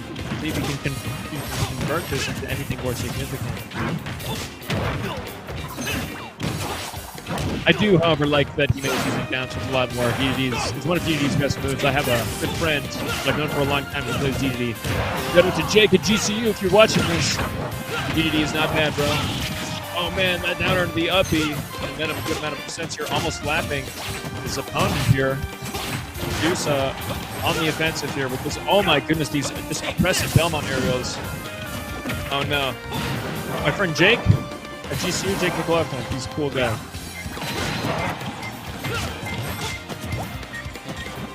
Yeah, he showed up to the GCU tournament. He said hello. He was actually celebrating someone's birthday that day, so I appreciated him coming out. There we go, down throw forward air. He's going to find himself in a nice advantage state here. Medusa finds an up, he had a shield. He may sit at one stock. Challenging this Gordo. Medusa looking like pretty dominant right now, looking to take the first game in the set. Blocking the axe. Oh no. Okay, that didn't actually hit the ground, so it didn't explode on impact. And a dash attack through the holy water. Forward tilts, man's best friend. Oh my gosh, and he reflects it there. Boom. Contests the Gordo. Is going to get hit by the back air. Very swift game 3 spot. Chill out. Chill out, Medusa. Dang. 3 stocked. 3 stocked with the best DDD player here we have in Arizona right now. At the moment, definitely not a small feat. Look at this. Look at this challenge. Just run up. Boom. He sees the opportunity and just seals the deal there. Get out of here. Get out on stage. Next game. All right. No switches. We ride or die by King DDD. Going on to game number 2 after a very fast and dominant game number 1. I want to see Hime switch up his games, his gameplay, his game style here. Excuse me, his play style. Make sure he can have a fighting chance. Oh, 70% food already on the board. Faster than I could get in my student loans. It's absolutely ridiculous. Oh, just armoring through that up B with that axe. Not going to matter. He's going to get 0 to death and an F smash at the ledge. Absolutely disgusting. Medusa's still, once again, trying to get an early lead, running away with this. Just putting on the pressure here, just unrelenting. Uh-oh, up B whip is going to find an up smash. Trading projectiles now. Here we go, trying to hit him over it. Okay, using the 5 jumps to his advantage to try and float over the competition. All right, back throw, not going to find him in a great position here off the fade. Nice forward air coming out from Medusa. Again, challenging the aerial's going to get hit by that Gordo on the return trip, though. Medusa doing her best to just absolutely nail teammate down to the wall here. Put him in the corner. Not let him out. Turn him around. Get him off house stage. Not going to matter, though. The holy water is going to come out and save him. There we go. That's slow set up. The up he had a shield. It's going to be the wrong way. Dash attack. Yeah, this aggressive play from Medusa is really working out. He's doing his best to fight back with these Gordos and whatnot, but it's just not. It's not enough. The projectiles are just too strong here from Medusa. You know, against any other character, you know, Hime's projectiles with Gordos would be doing work, but you can't hook them out fast enough. They're secondary. It's a secondary thing, right? You know, Hime is playing a character that's mainly, you know, reserved for taking hits and whatnot. And there we go, finding a backer, putting himself on the map. He's not quite out yet. Boom. Okay, well, ladies and gentlemen, Medusa is 1 stock away from taking this second game. He's only got 1 stock left to his name here in this game 2. Looking scary. Just riding the train here, just getting more momentum. That was that grab range though, that was a really weird setup. If that would have worked, I would have been very surprised. That holy water, not enough to bat away the Gordo. But reflect that cross boomerang. Oh my goodness, that RER backer is going to kill at below 194%. Medusa finding game 2 in the bag. This is looking like a wrap. Hime must be able to pull something out here, out of his sleeves. Has he something in his pockets? We'll have to find out. So far, Medusa just been, look at that, the double jump read with that backer, just killing at below 100, that stock just disintegrating. All right, looks like we're going to be playing game 3 on Smashville. All right, ride or die with King DDD. This may be the last game of the set, or will Hime be able to mount a comeback? Going with the separate outfit here, going with the classic checkerboard pattern on the, I think it's a kimono, I could be wrong. I call it pajamas. The dodge to the ledge here. We're on Smashville, so there's not as much moving on the platforms, enough noise. There are not, typically not even enough room here for DDD. Maneuver properly. Just going to get stuck on this ledge. Already at 100%, 116. Not a single scratch on Medusa. And just like that, after Ice Pad, it's a tiny bit of 12%. He is going to have to find a way around this pressure right now if he wants to stay in the match, though. All right, what's the move here? We're going to grapple the stage. Oh, it goes for that down tilt. It's not. The timing isn't right, though. And really, at this point, it's really just the timing mix-up, actually. Okay, goes for the roll read, doesn't find it. There's 2 layers. All right, gets back here. There's 2 layers to a DDD ledge mix-up. There's the Gordo, timing on the Gordo, and then there's the thing that DDD does afterwards. Whether it be down smash or forward tilt or something to read a roll or a regular get-up. So, Medusa's been doing a great job of basically getting a get-out-of-jail-free card every time by challenging it in some way. But just being patient.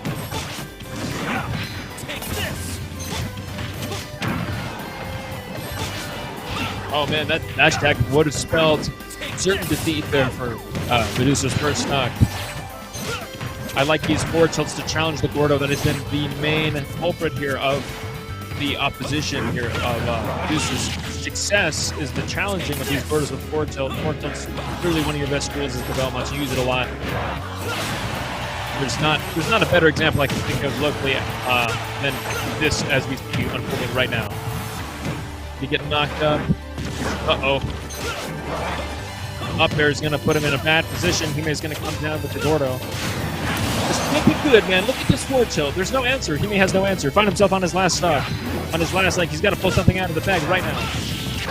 This could be it. Could be a victory here. We could be seeing our champion being crowned right now. Hime, do you have it in you? His forward tilt just being a menace, man. Menace to society. All right, I smell an early kill right now. Looking for that double jump in. All right, what's the read here? Medusa has it on, goes for the down smash, no roll in. Oh, the forward smash, and there you go. That's it. Medusa wins 3-0ing. Hime, there we go. We have a winner. Winner, chicken dinner. Power program number 42. The victor is Medusa. Thank you very much for playing Hime with the epic and definitely awesome, and rather unconventional pick of DDD, but at the end of the day, Medusa will end up taking that in a very decisive 3-0 victory in grand finals, and that was Power Program number 42. We have a winner. Thank you very much, Medusa, for participating, and good luck to all of our 11 entrants next time. It has been fun today. We've seen a lot of different stuff today. A lot of different characters. Kazuya, I personally love watching Kazuya. We saw Pac-Man a lot. We saw some Sonic. Typically you don't see them too much on stream just because of how their matches tend to go, the gameplay style. But aggressive Sonic, Toast and Butter is pretty cool. We saw some Cloud. Got a little bit of sprinkling of everything in there. Thank you very much, everyone, for joining us. Shout out to everyone in the chat. Yuri, we got Cocoa Puff, Jumbo Jack, Widget, what's going on? Horse, even Horse is showing up. What's going on, dude? I have actually yet to meet you in person, bro. We gotta like, I don't know, bro. I don't even know what you look like, bro. I hear you're pretty awesome, so I don't know, show up to an event sometime, bro. In the meantime, thank you very much for watching. Medusa is the winner today. Before we go, I'm gonna talk about Surge once again. Again, this is for high school and college students only. It'll be next month in January, which it's not even that far away. We got $600 in prizes. It's only $5 to enter, and that's a pretty low bar if you're a high school college student. I think it's pretty good. Show up, make some friends, have some fun, get some tournament experience. It's a great place to start off your journey of pro smashing. January 8th, 2022 at Phoenix College. I hope to see you all there. And that was today's... Oh, Taka won Emmys? I am getting news. Taka won Amateurs. Okay, very nice. Congratulations to Taka for winning Amateurs. He's a great Yoshi player. He's usually on over here, actually, right next to me, but he is not here today because he showed up to the event. So congratulations for him to winning Emmys. And that was today's program. Thank you very much for watching. We will be taking a 2-week break, I think. Yeah, we will be taking a 2-week break, so we will see you after Christmas next year, right? Yeah. We do still have Pure on Wednesdays, though, so make sure to tune in for that. The Power Program will resume in 2022. I am very thankful to be able to be a part of the casting for this program on Mondays. It's been a blast. I've learned a lot. I will be seeing you guys again next year. So without further ado, thank you very much for watching. This is Metal Gen signing off for 2021. See you all next mission. Peace.